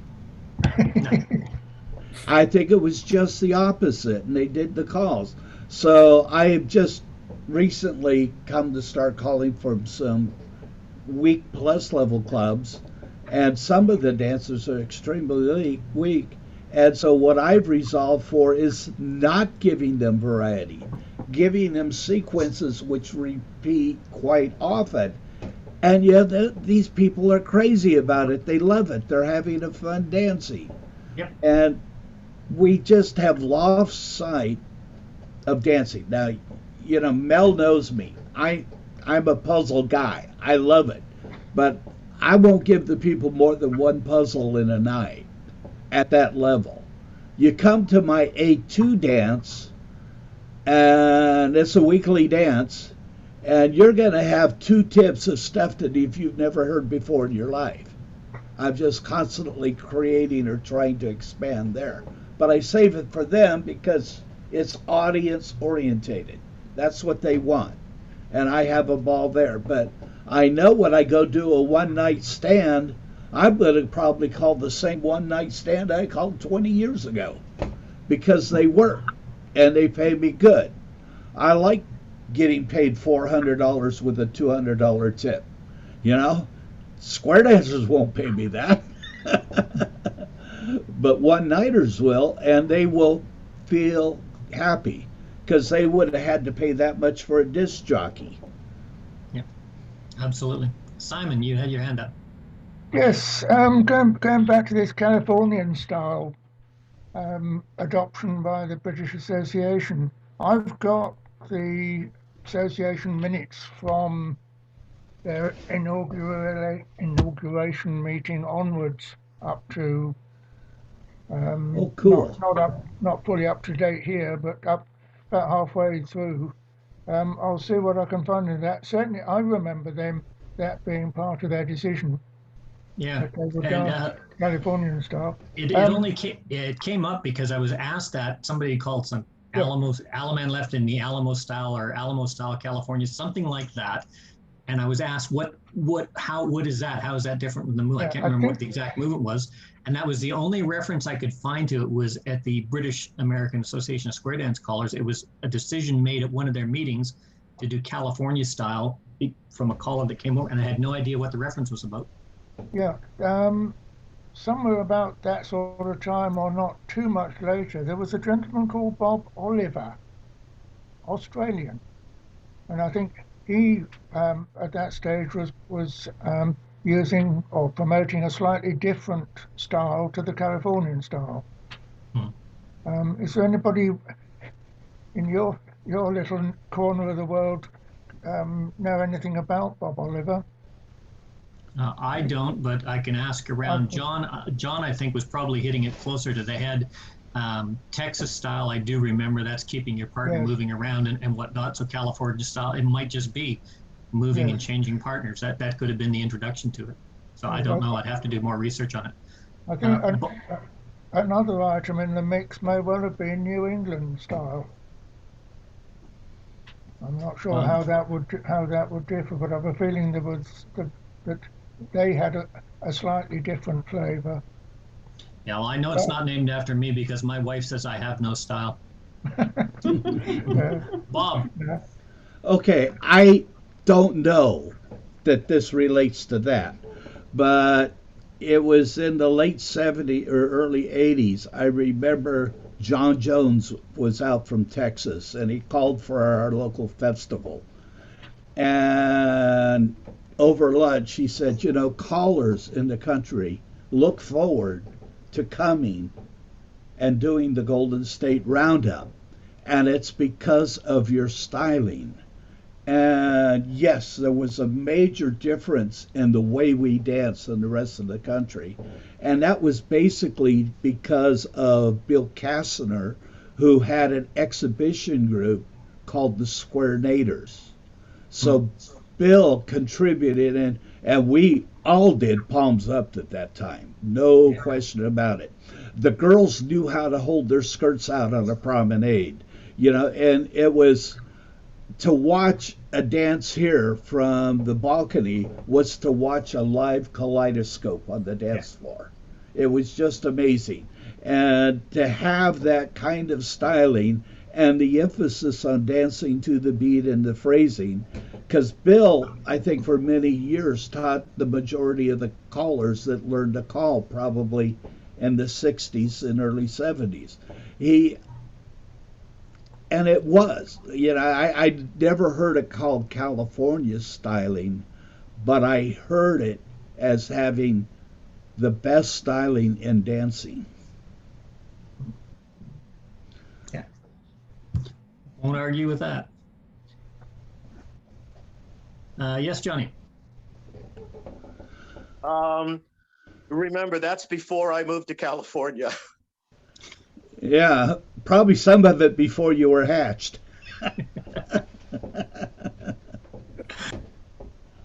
Well, ladies and gentlemen, the presentations I have sent to Mark, I appreciate all your patience. It's been a bit disjointed.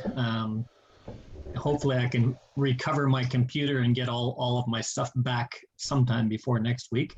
I do not have anything on the plan at the moment for next week, but we'll see what happens. I'm always interested for topics. As always, I want to say thank you very much to Mark Hart for hosting, co-hosting, and also hosting the website and the pages that he does all the work on the Orange County Callers website, which hosts all of these sessions and all the training material. So please go back, have a look at that kind of stuff. And if anybody has any suggestions or things that they want to look at in specific, or if you want to make a presentation or just open it up to look at choreography and flow modules, whatever you want to look at, we're more than happy to do that for sessions.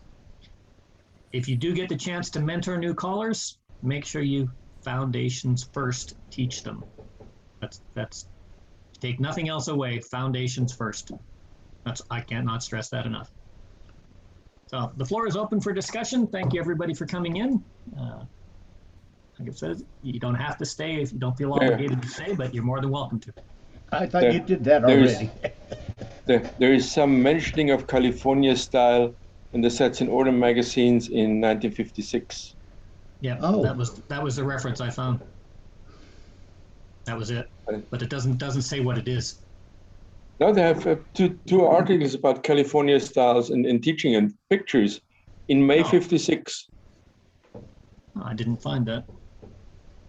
Well, I will have to go back and look. When I downloaded all those 444 Sets in Order, then I took the liberty and made year booklets out of them. So I combined all those PDFs for 1 year in one file. It's easier to search. Yeah, it would be. Yeah, it'd be interesting if you could just send me those, just those two documents. That'd be great. So I can get them on. Can I put it in the chat? If you want.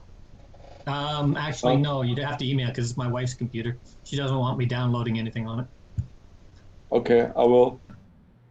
Can we say good night to you all, and especially Jean? Yeah. Yes, Malcolm. Yeah. I was just going to say, thanks, Mel. I'm off too. Take care, Jeff. Thanks. Bye. Bye. Okay. Just on this California stuff, one recollection I have many moons ago when I used to do a lot of folk dancing and sort of the contras, and I'm just trying to wrap my brain, and I think that was the term that we used on. Okay, this is from folk dancing. This is in England. When you're doing the courtesy turn, when the girl comes across, instead of doing the turning the girl around, so you do your anti-clockwise turn.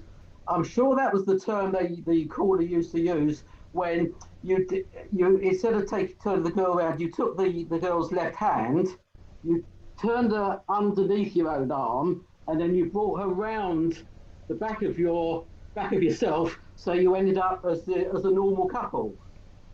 Yeah, well, that would go in with the reference of what California style means in the defined terms that I was looking up, and that is doing something with an additional flair to it. Yeah, That's a short version, but it was just a variation flair. But It was applied to a specific call, which is why the question was raised. I couldn't find an answer, so. Well, that was my recollection from what we used to do in folk, and I'm sure that I think that was it. Is that it was that variation of the curtsy turn where the man doesn't actually turn; he turns the girl under his arm and then brings her round the back, and then you end up as a couple. So Could well be. That's going back a few years now, and it was never used in square dancing. It was folk dancing when we did it.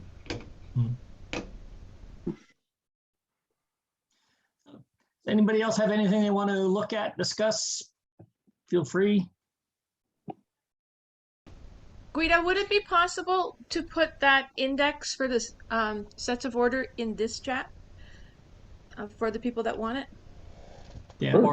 Yeah, or if you wanted to put it in the chat, Mark can save it and put it into as a paper or as speaking notes from this session. Oh, yeah. Well, that's not what I understood he said. He combined all the PDFs into one large PDF, so if he did a search, it would search them all. Yeah. But by year. Yeah. Oh, you did it by year? Okay. So in the chat, there is the 56th edition of from January to December 1956. Okay, so you made a yearly magazine. Yeah. Okay. If you have all 37 years in one big file, many computers will take a long time to open that file. That's why it's nice to have a Mac. Oh, you had to go there, didn't you, Bob? Oh, that was just for you, Mel. Yeah. By the way, the Dropbox has gone off that we had. That's fine. I've got the stuff that was in the Dropbox, but it's gone off my computer. I think it might be my computer. You want me to send you a link again? Not until I can get my computer connected to the internet. It wouldn't be. I'm just letting you know that I lost the Dropbox. I've lost everything. So. Okay. Well, I still have it. Yeah, no worries. I haven't seen it posted in the chat yet. No, that's what I was looking for. It's probably still uploading. It's only 300 megabytes in size. No. Yeah, just hit download and we'll see you here next Sunday when it finishes. No, it's about halfway through. The problem is when we were without internet a couple of weeks ago. Since then, the upload speed is only 6 megabits per second, and so the download speed is okay, but the upload speed is very, very slow. That's typical of a lot of providers. Yeah. It's about 3/4 through with that file. Oh, so it's an A call. 3/4 through. Yeah. No good when you have to think that hard about it, Mickey. but I've for everybody of you who is calling A1, how do you like the call 1009? Uh-oh, here we go. Go on. Give us the punchline. Write that in Roman numerals.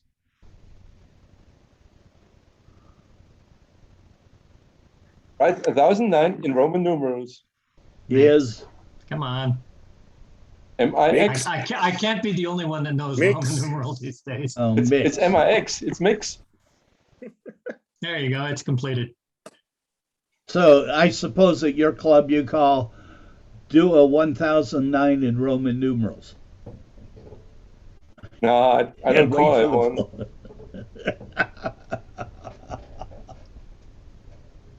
I got one while we're with numbers. Sometimes in the A2, when I call swing, and I don't mean the trade, but the real swing, and dancers are looking in for the trade. Usually I only use that if they have a right-hand trade, what they would do, which would fit right into the swing as well. Then I say number 4, because it's a number 4 call on the list. Yeah, so I call swing number 4. It's B4. Yeah, it's got to be fun and entertaining. Sure. Now, on my computer it says the file is uploaded. Yeah, it's there. It shows that it's complete. Okay. That's Thank you, Gito. And if you search for California style, you will find two articles where they refer to California styles, how to do a right and left through and how to do a right and left grand and a bunch and a whole lot of other stuff. Yeah. And they wrote that article for those people who were going to the convention in '56 in California. You know, I'm just thinking, Guido, that if you were there and you decided to call in your A1 dance, 1009, expecting them to do something. No. I would just think that your dancer would probably look at you and go 1000, 51, 6, 500. Now he would say all the Romans. he would have to say all the Romans do a 1009. Something like this. No, but the response would be 1000, 51, 6, 500 as they walk out the hall. I'll let you figure that one out. These are just games of mind when you look at it and are distracted by something else. I was having to do something with Roman numerals, then I looked at the A1 definitions and said, well, that's it. That's 1009. And a friend of mine who has passed away did have his license plate was MI for Minden, and then he did have an X in there, but the number was his month and year of birth. I said, well, mix is 1009, not 56 something else. Yeah. And this is just... All I can say is I, for one, like Roman numerals. I've been through that phase. I thought maybe he was thinking about with the number that he was talking about, the Burniston number, maybe 1009, was thinking about what could that be, but if it translated, it goes I am or I'm LIVID. I'm livid. But I always like that. I, for one, like Roman numerals. Yeah. That's a cool sentence. Yeah. It's like the number 159 in Roman numerals. It just clicks. Yeah, and I can do this all day. and most people who turn 40 will have the next size in clothing. They go from they go to XL. Mm-hmm. Yeah.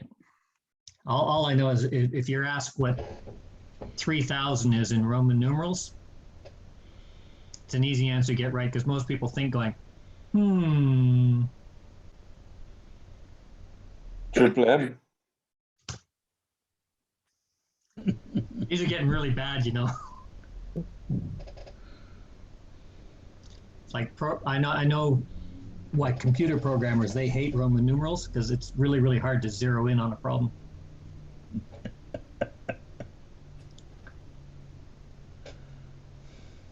Yes. I'm out here, guys. You take care. Look after yourselves. Catch you next week. Cheers. All right. Oh, you got him with that one, Mel. Yeah, well, if nobody else has anything of value to add, which I think we're way down the list on it right now, I think we might call it a session. I'm hopefully going to try and get my computer fixed this week. I hope so, because I've got a couple interviews to do and start work this week, but should be interesting. Time to consider a Mac. No, I want a real computer. The problem with Mac is that Mac is too expensive because you need get to... what you pay for. No, not really. I have friends in the music business, and they keep buying new Macs because they can't update the operating system because their software wouldn't run anymore. Oh, tell me about that. Yes. That's why I say Macs are too expensive. If you have bought a software but that was expensive, and in music business, software is often 4 to 5 digits. When you go to the to certain extent, and then you have an update on the operating system, and the software doesn't run anymore, and they don't have an intention to update it to the new program, to the new operating system. For in most cases, that doesn't have to be the case, because you know that program that they have to run Windows on a Mac? Yeah. You can set up to run an old version of Mac on a Mac. And it's a separate window, a separate program. Yeah. Or in my case, I create it so it logs on from a different hard drive. The problem is, lately, like when they've gone to the new chip, then you've got problems. But how they counter that is making it worth your while to update. If it wasn't worth their while, people wouldn't be doing it. Yeah, but some of the software, especially when it goes into MIDI, is not updated to doesn't work on newer systems. Yeah. Well, fortunately, I don't use that per se, although I do have MIDI stuff that more than satisfactorily fills my needs. What I do is I make songs for myself that are never published. And then I fool around trying to use the different stuff, and some of them come out pretty good. And I've actually got 2 of them online that have done very well, and you would never know it was done with GarageBand. Yeah. I wish I understood and could play music better, then I could really do stuff. Yeah, GarageBand has improved a little over the years. I like the version I saw at an iPad thing, and it was light years beyond what's available on a regular PC. The stuff that you could download, you could get backing tracks for different songs, and then go in and do your own adjustments on it and create a new song. Oh man, wow. To be able to do that.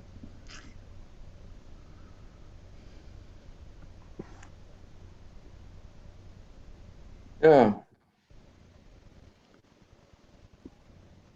It's like, what's the song that just came out on your European thing? The Wellerman song.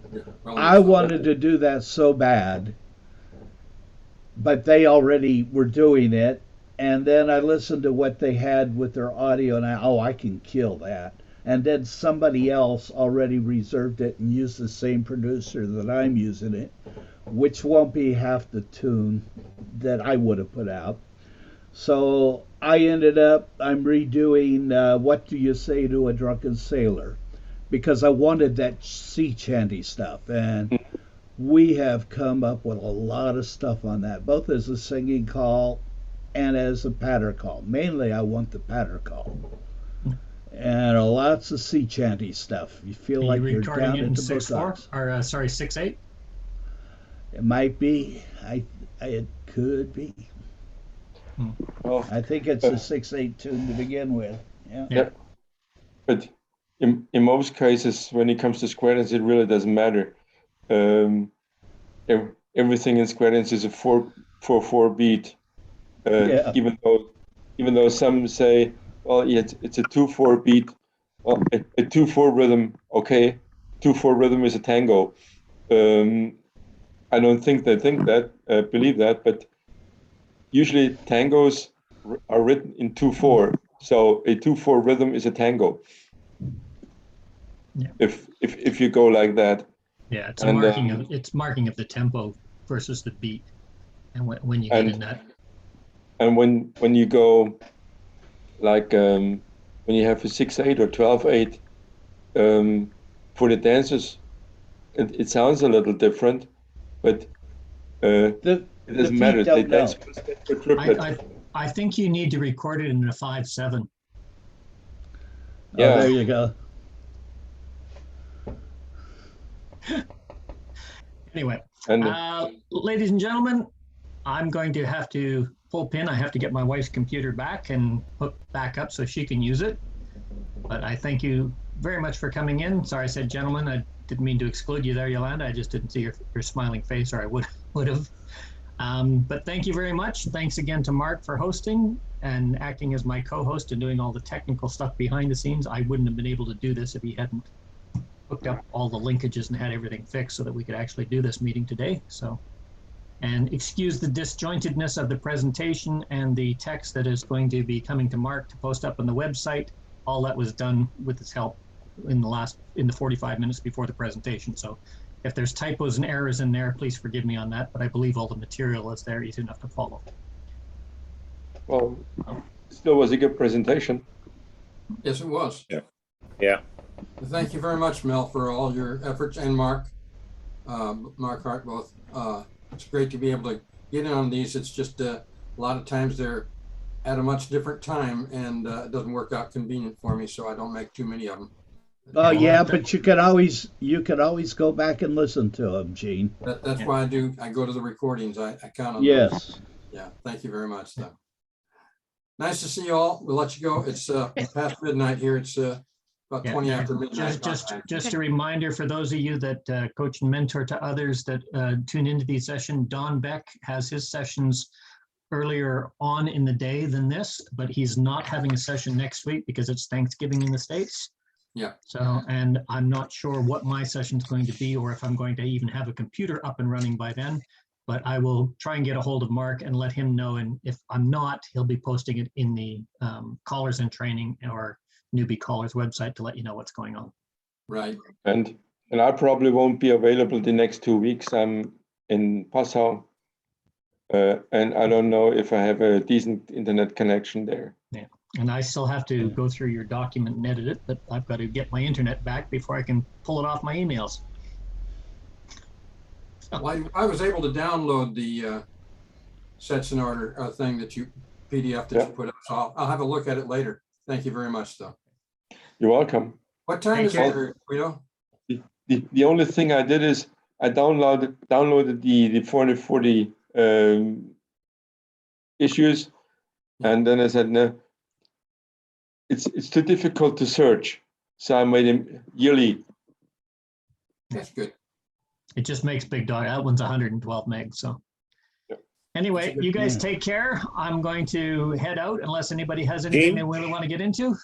Yeah, just to answer Gene's question, if I understand correct, it's in Germany we have 1:30 a.m. Okay, so you're an hour before us. Right. Yeah, I thought it was.